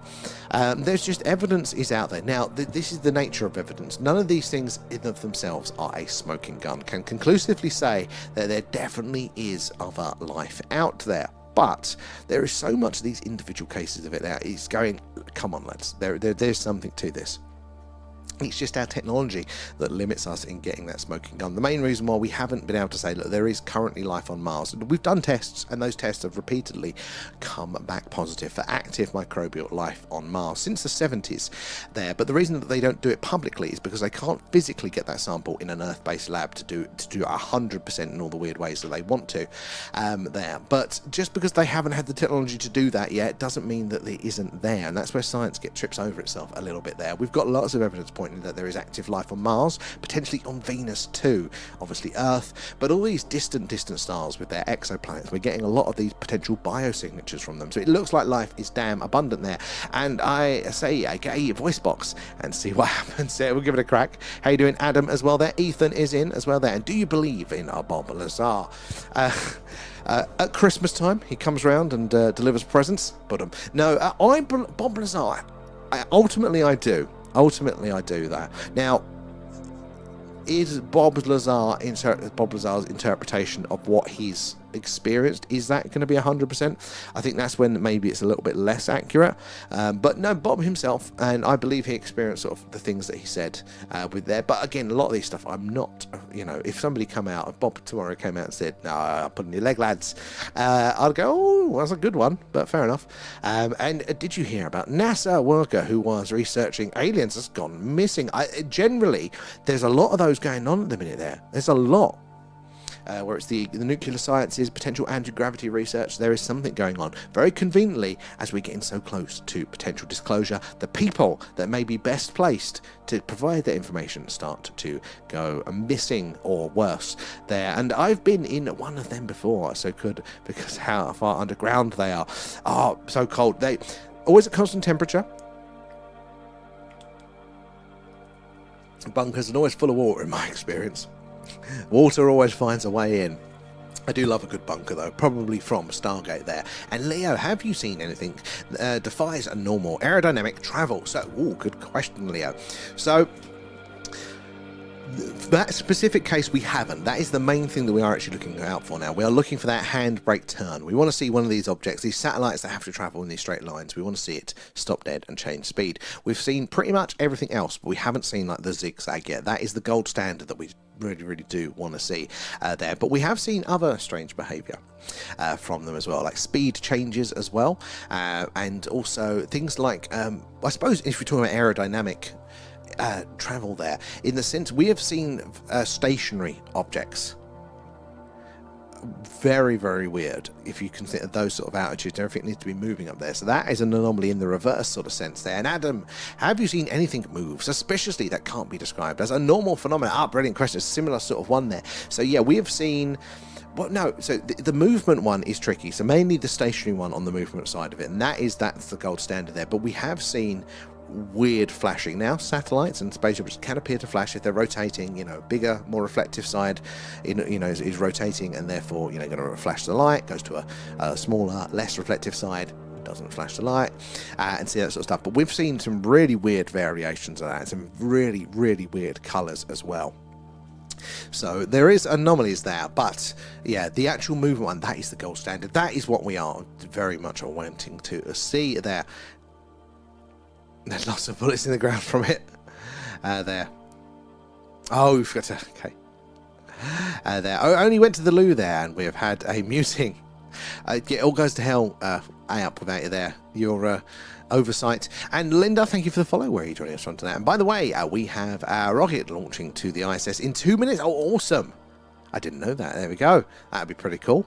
And Schellenberger's testimony is very interesting. I mean, Schellenberger does a lot of stuff that's very interesting, even outside of the UFO world. So, we are getting.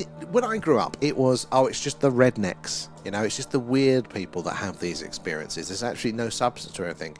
But obviously, that's not true. Those people, the more interesting people's voices, just were never shared those accounts, did they? Or it wasn't raised up throughout the media. But now we're of a day and age where these incredibly credible and credentialed people are having these very literal, first-hand sometimes experiences, and they're sharing them, in Congress in a formal setting.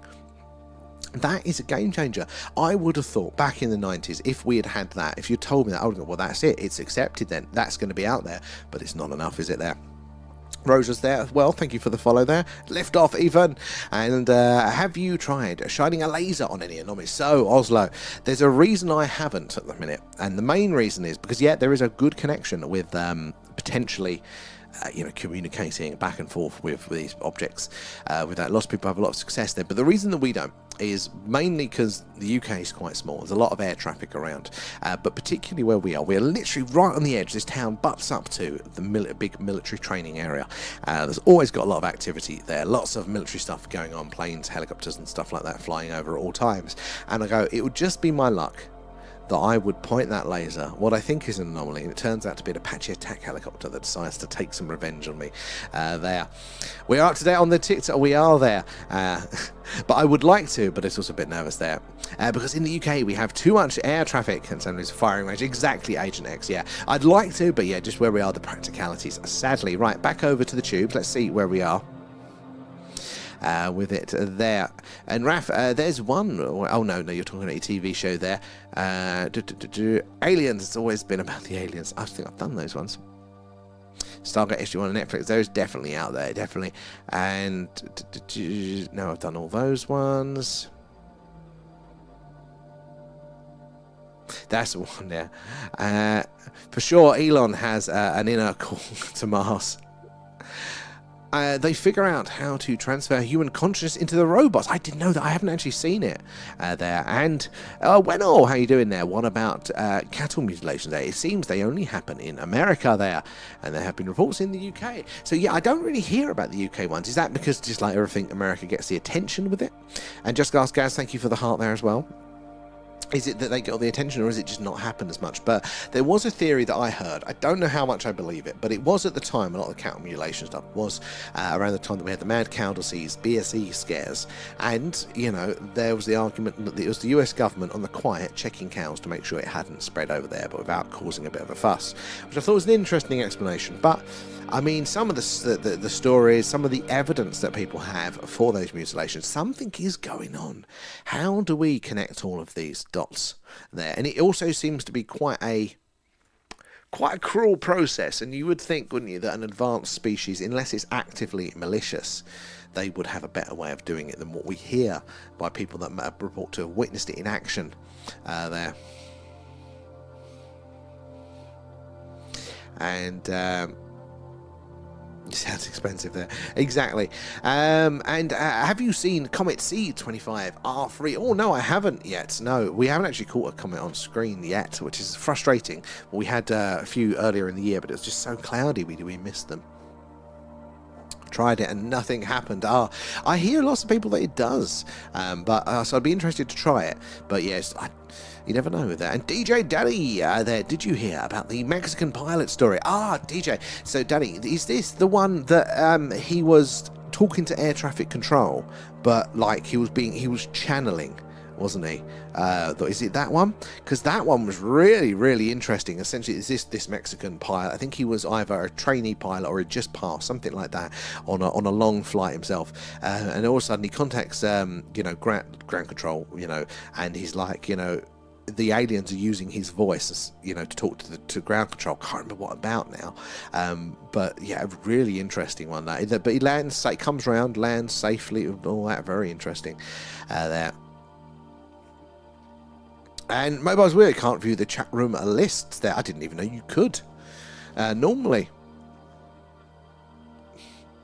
So it is very, very interesting there. Guys, so if you are just joining us, remember, we are doing a live UFO UAP Skywatch tonight there. We're looking out for the strange and anomalous in the night skies live over Wiltshire here in the UK, which is right in the heart of Crop Circle country, just down the road from Stonehenge. So long and mysterious history of the strange and anomalous here. So do help us spot all these weird things in the night sky. Look, we've got one on the tracker right now. Keep your eyes on that. We're looking for it to do something strange, something a satellite just can't do there. Like stop dead, change its course, its trajectory, its speed, anything anomalous like that will tell us that we have something a little bit stranger on our hands. So yeah, keep your eyes on the screen. But also, guys, say hello if you're new here. Let us know where you're watching from, or just say hello in general. If you've had an experience with the phenomena, we'd love to hear about that as well. Or if you've got any questions, ask away. No silly questions here, so we'd love to hear about that. There, Sam, you watch us hear all of these interesting things and never post in the Discord. It's because I'm dyslexic, Kate. I don't type. Like, I've been conditioned to not type because my spelling is so bad. Like, the years, I can't tell you how many friends I've lost because of my bad spelling. So, like, you do that and you just get to a point where you're like, I'm not even bloody typing it. I find typing quite stressful just because of that. So that's why I do it verbally. I sit down, I just recycle all the stuff there. Just copy and paste the links. I could actually do that. That maybe. There. And DJs, well, yeah, he ended up further away without using any fuel. Oh, I've heard about that as well, with around the Bermuda Triangle and stuff like that. There was a particular case, but there's been more than one, where this guy, a private pilot, used to go to Bermuda from, I think, Miami, very, very regularly. You should do this trip, and it used to take him, I think it was like 3 hours. And as a pilot, you have to calculate all of your fuel. You don't want to be carrying any excess weight there. You want to just take what you need plus a little bit of spare. So you're always hot on these things. It's all calculated and stuff. That how much fuel you use on a good day. If there's wind, use a bit more. But all of this stuff. Your times, everything there. Especially if you've done the journey a good few times.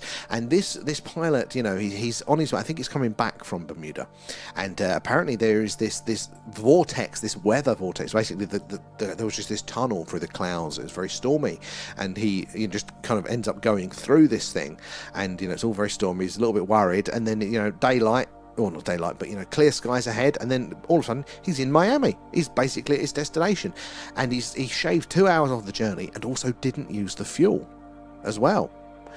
So something happened there, and he's reported this, and the ground crew, they can report how much fuel there was. Very, very interesting and strange there. And wait there, thank you for the follow. Where are you joining us from there? Oh, bro, this is fantastic. Thank you, Michael. I appreciate that. And honestly, the skies are alive with the awesomeness. There's so much going on in the night sky. So we're all working together to see what we can spot there. Right, let's have a zoom in on some of these quickly. The tracker is going to go off with these. Zoom mode activated. There we go. So it's like trying to identify the movement of these objects and make sure that they're following straight paths at consistent speeds, because now this one, it got the tracking line wrong. Oh, see, it's just a little bit too far off, and that's why it's going red. And it's meant to go red if there is an anomaly there. So satellites follow straight, consistent paths there. If they're falling to Earth in a big circle, so any variation on that, then we tend to, then it is something much more anomalous, and the tracker is then meant to identify, that by going red, but it is getting some errors. We haven't quite finished it yet. Oh, that one's fading, but yeah, so do keep your eyes on those sorts of thing there.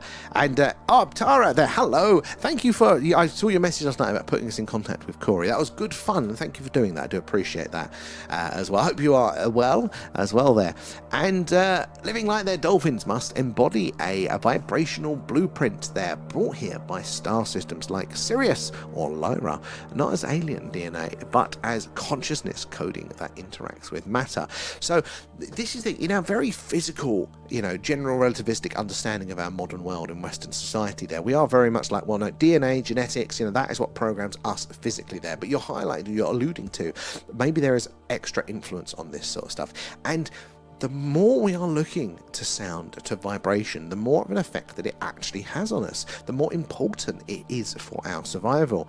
This is sort of stuff they're looking at, going with astronauts being further and further away from Earth for longer. These things we didn't even consider until we were away from that space. There's going to be more to it. I mean, there's even a Nobel Prize winning scientist. I think he was one of the ones that got this cure for AIDS. So very, very respected scientist. He was looking to water. He had this theory that water holds memory, and he was proving it. He did some very interesting tests there, but he was just ousted from the scientific community. Oh, God, no, he's gone crazy. What's he on about there? But the evidence is there that there's something going on around with it. But science doesn't like big jumps, doesn't like risk. It likes its hand to be held step by step. That is the nature of science there. But Einstein had the same issue. His theories were a few steps ahead of everybody else's there, and it's only until science caught up and then went, oh, actually, yeah, no, that's right, that he kind of got the recognition there. But science needs those step to field, and the general public kind of needs that as well. We need those, they're handheld. We need each step to be in place, so that knowledge doesn't go in as well. And Tara, thank you for the gifts there. Corey's a great guy. Yeah, I had a really good chat with him. Very knowledgeable as well, though. So I've got a long reading list now because that was really interesting. So yeah, it's always good to do a bit of fun like that. But Monica, thank you for the follow. Where are you joining us from tonight? Thank you for joining us there. And also I also believe there is a spiritual element to it there. There could well be to it. The rules that govern the phenomena, I think, are going to govern the spookier, the spiritual side of these things as well.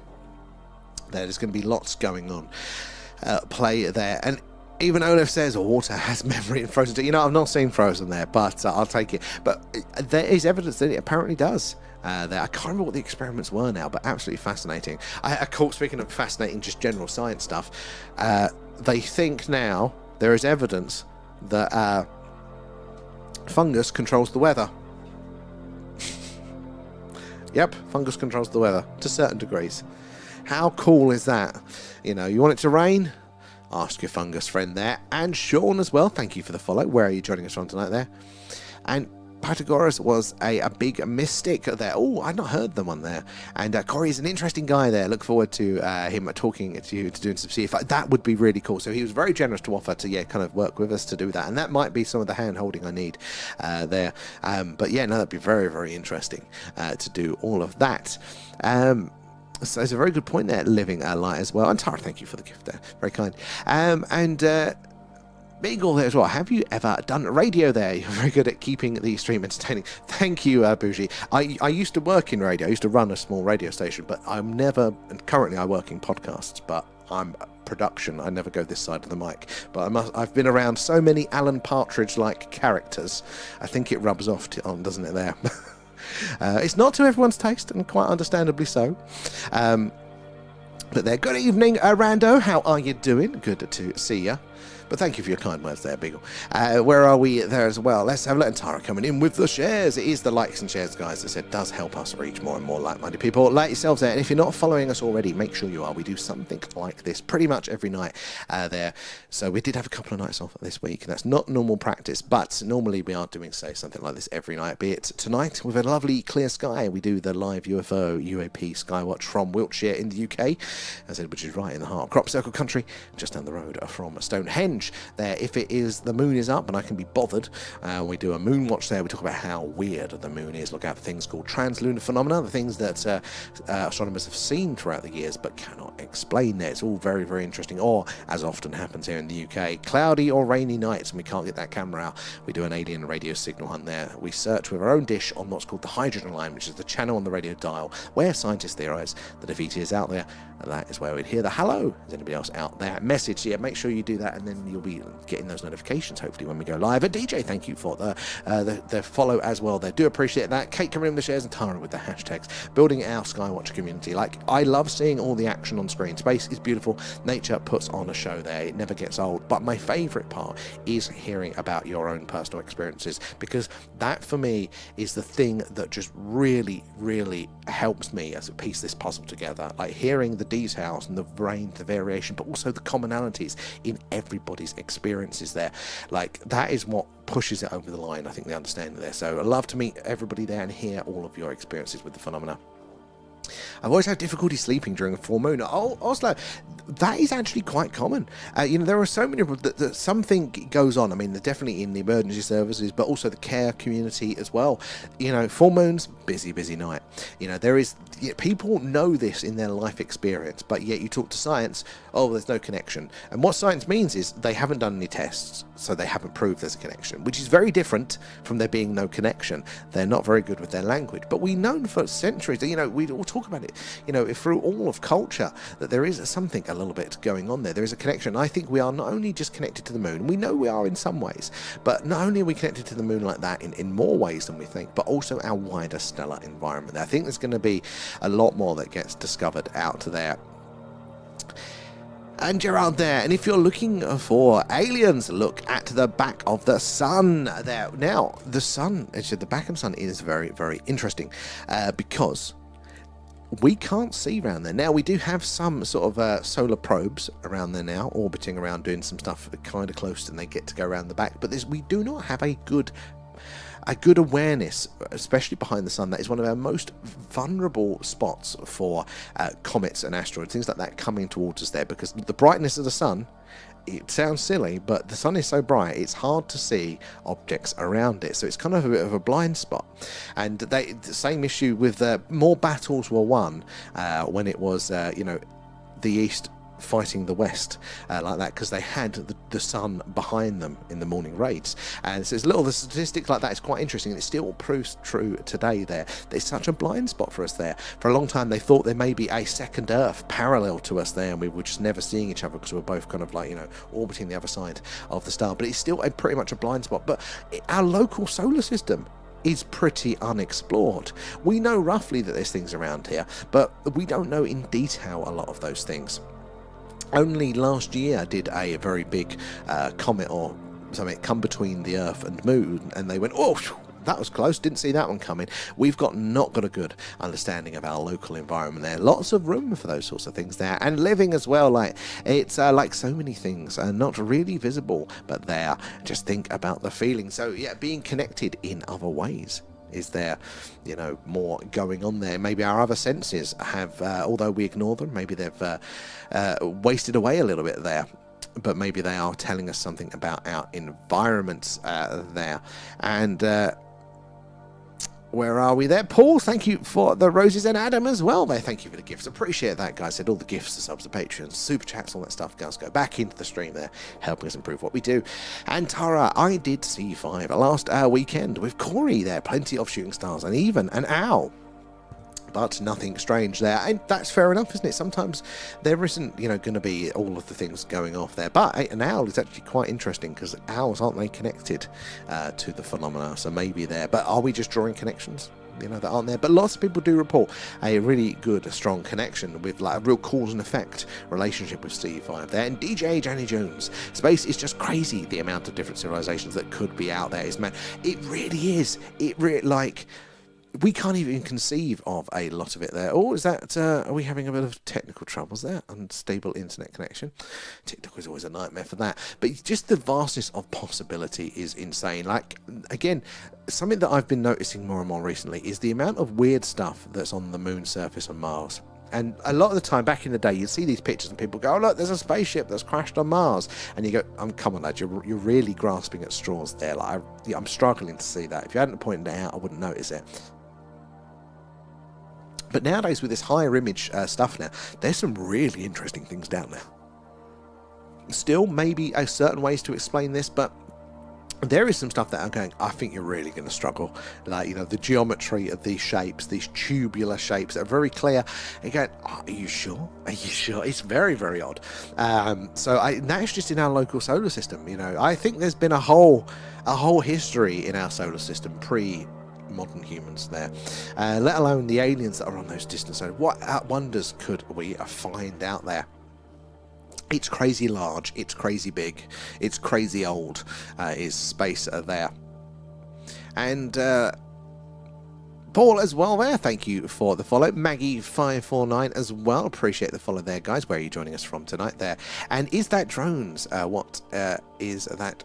Shannon, is the drone stairs? Oh, so good question around the drones. So what we're seeing tonight aren't really drones. There is a good connection, especially in the day and age that we live in now. But no, we're zoomed in a bit on the sky. So drones, because the altitudes they mostly reach they're a little bit bigger. What we're seeing a lot of tonight is mostly man-made satellites there, your Starlink, your communication satellites, the odd spy satellite, and things like that. And what we're on the lookout for, and we have seen some anomalies already there, is the ones that act a little bit strangely, they maybe deviate from how satellites will normally behave. Like that is an example. That one's just being tracked at the top of the screen there.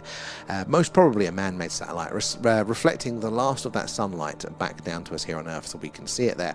And Alex Show, how are you doing? Good to see you. Where are you joining us from? And folks, actually you've been in before, haven't you? And folks, don't forget to check the Reddit and Discord. Exactly as I said, there should be links for both, but definitely the Discord has links in our bio for that there. Lots of the latest news in UFO or UAP world. A monthly Alien Movie Club, which if you go into the Movie Club tab, guys, you can vote for next month's film that we're all going to watch together there, so definitely make sure you do that. That vote is up now. My vote is for Capricorn 1.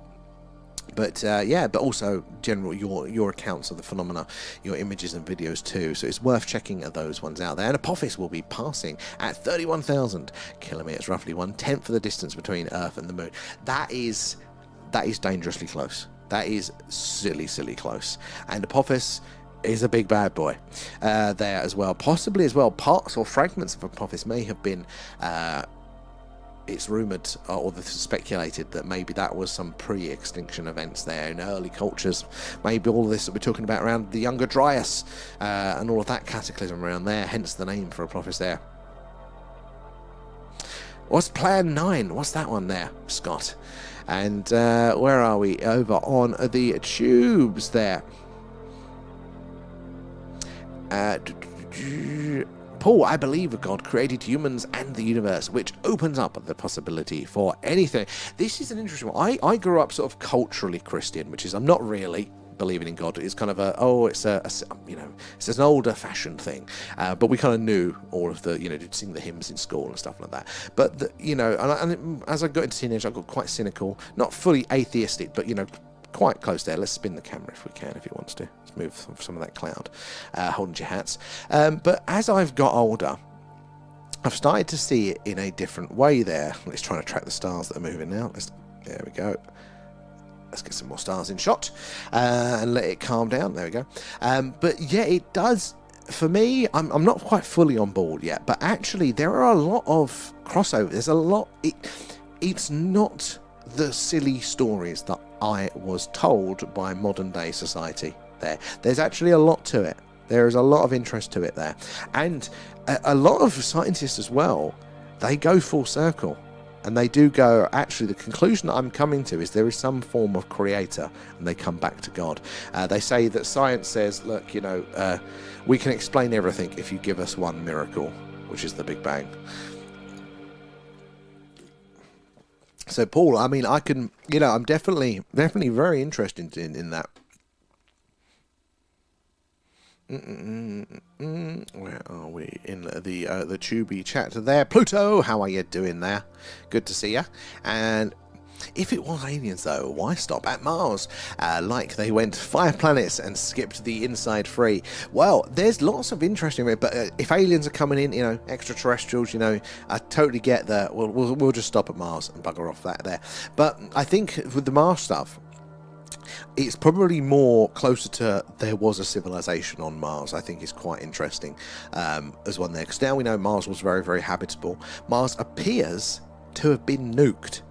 There is some strong evidence that there has been a massive nuclear explosions on Mars there, and there's not much evidence, there's not much other things it could be than that, let alone all the things that are seeing on the surface that maybe billions of years ago were structures in evidence of inhabitants and things are like that could be going on there. And Blue Nose loving the stickers are there.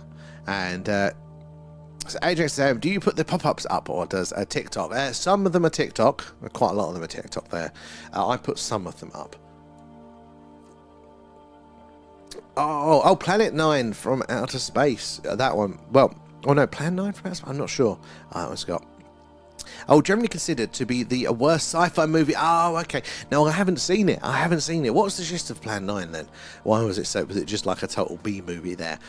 And also that I turned more agnostic over the years. A lot of people does there. Like, I think overall, when I look at religions now, well, if we're talking about the aliens connection there, a lot of those earlier stories, the earlier accounts, they're all describing the same sort of thing there. It does feel like, they're describing interactions with the phenomena. Now, for some religions, that's not all of what they're talking about, but it is a big part of most of them. There is a commonality there at play, and I think religion is probably, it's a mechanism for knowledge transfer there, and it's sort of a, how do we get enough of the information to the widest group of people there, and considering as well when religions were pre-generalized education and things like that, how can we get this information to the general public so they can work in such a way that we can all get on to various degrees, if you're in that particular club there. So I think it is, if science is the really precise scalpel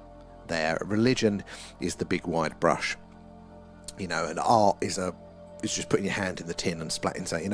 It's there's a precision tool and a wider tool, and it has its uses there. I'm definitely not as cynical as I would there. And the US has spent half a century nuking their own country, and they're still half there.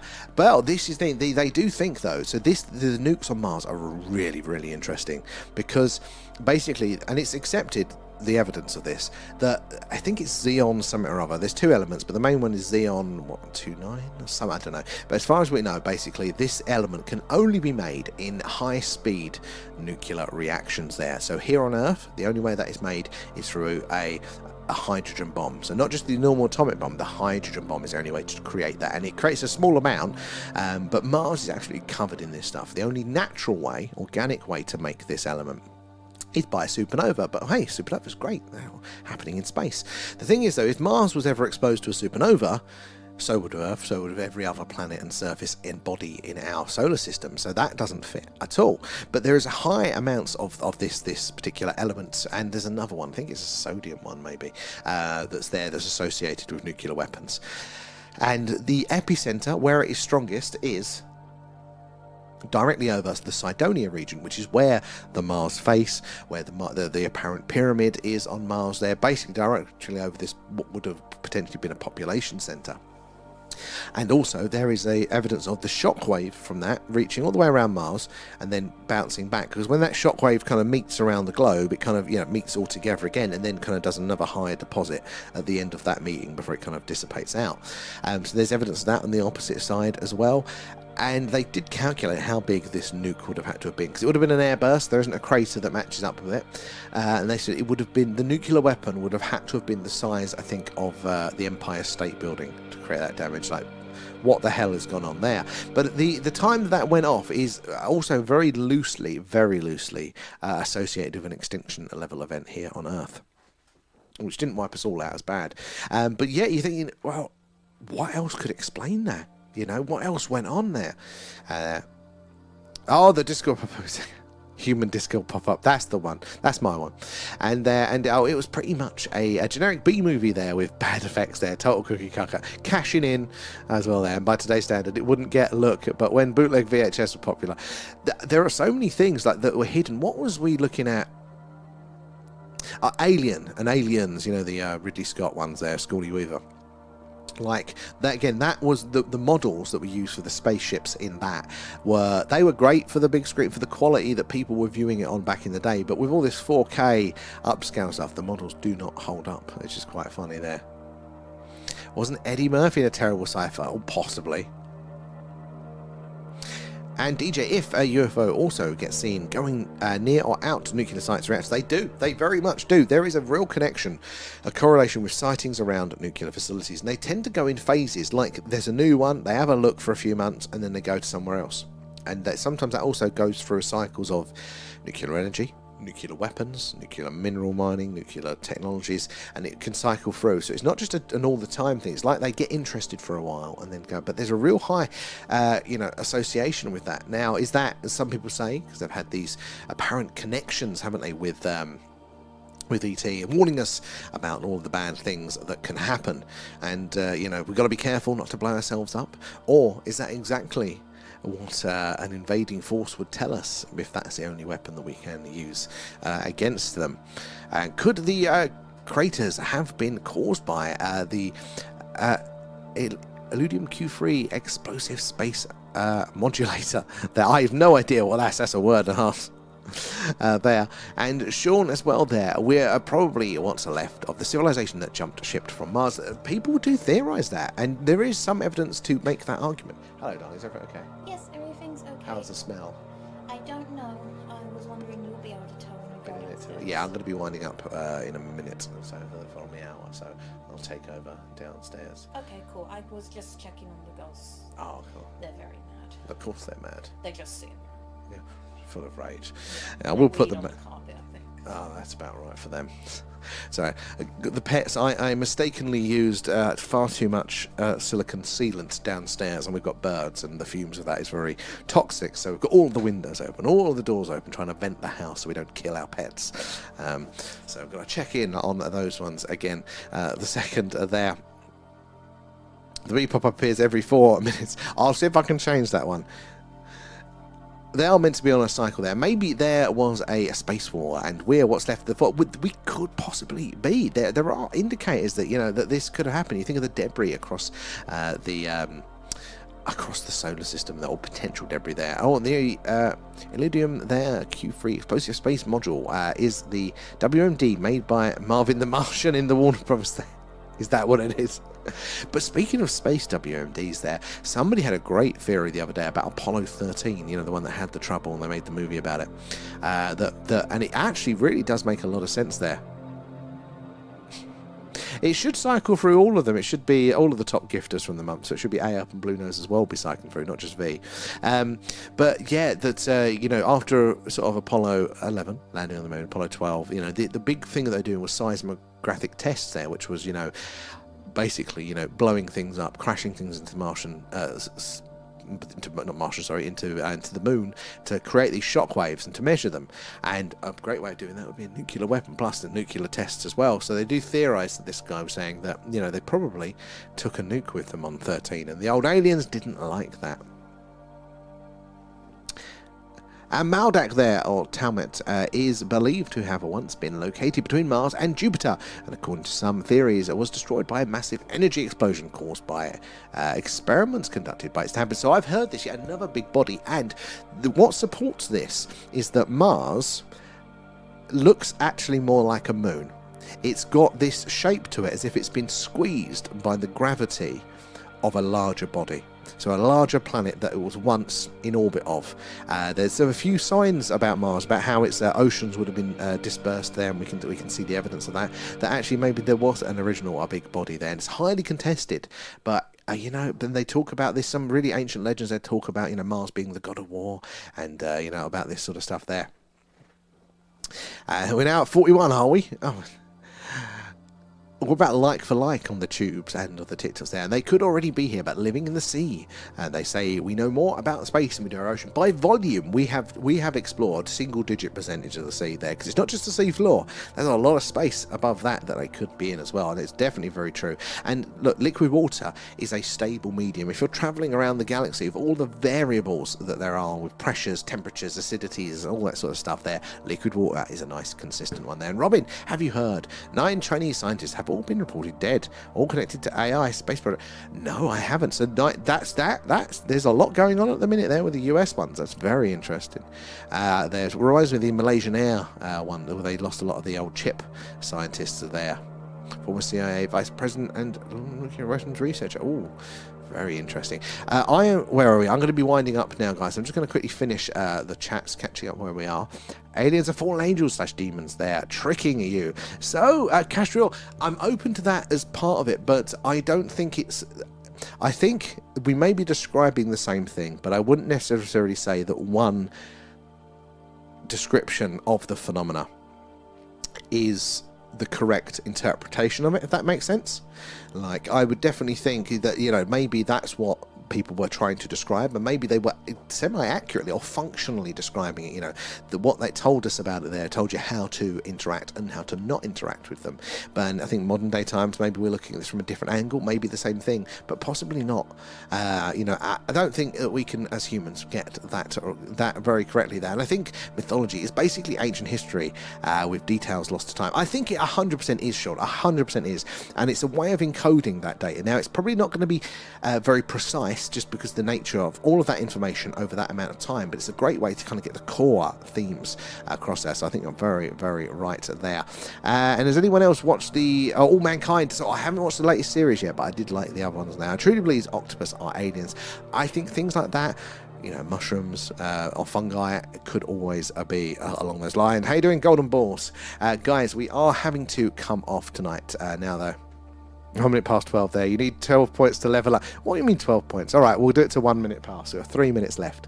3 minutes left. But we will be back on tomorrow. What is the weather looking like? Sunday, bloody Sunday. Right. It is broken cloud, so there is a chance that we can do another Skywatch on Sunday. Tomorrow night. If not, it'll be an alien radio signal hunt again. But we'll be back on there. So make sure that you followed, you subscribed, so you can join us for all of those ones. And Adam, thank you for the gift. That's very, very kind of you there. All goes back into the stream there, the subs too, the Patreons, and the super chats there. Next Friday, we will have our next deep dive. That'll be the Condign Report Part 2. Well, I think we're going to have to switch up the times, though, because now our prime skywatching time is later. We're probably going to have to do the deep dives and stuff, maybe do it at 8 until 9:30 and then come back on for 10 for a Skywatch, if it's a clear sky, that is. But we'll know more about that in the week there. I'm level 14 a fan there, and at 12 I can get to level 50. It says 7 on here. It says you're level 7. Oh, night Kate as well. Get some rest there. So yeah, thank you everybody for joining us tonight. been enjoyable there to hang around with you guys, chatting away. I love all of your awesome input, your knowledge, your questions, and all that sort of stuff as well there. Do appreciate you all, whether you've been tapping away or just contributing with the questions or hanging out and watching quietly. Do appreciate you all there. Adam and Brad as well with the gifts coming in there last minute. Thank you for those. Agent X2 there as well. There we go, you just leveled up there, Agent X. But thank you everybody again so much there, and yeah, we'll catch you all tomorrow night. Bye bye guys.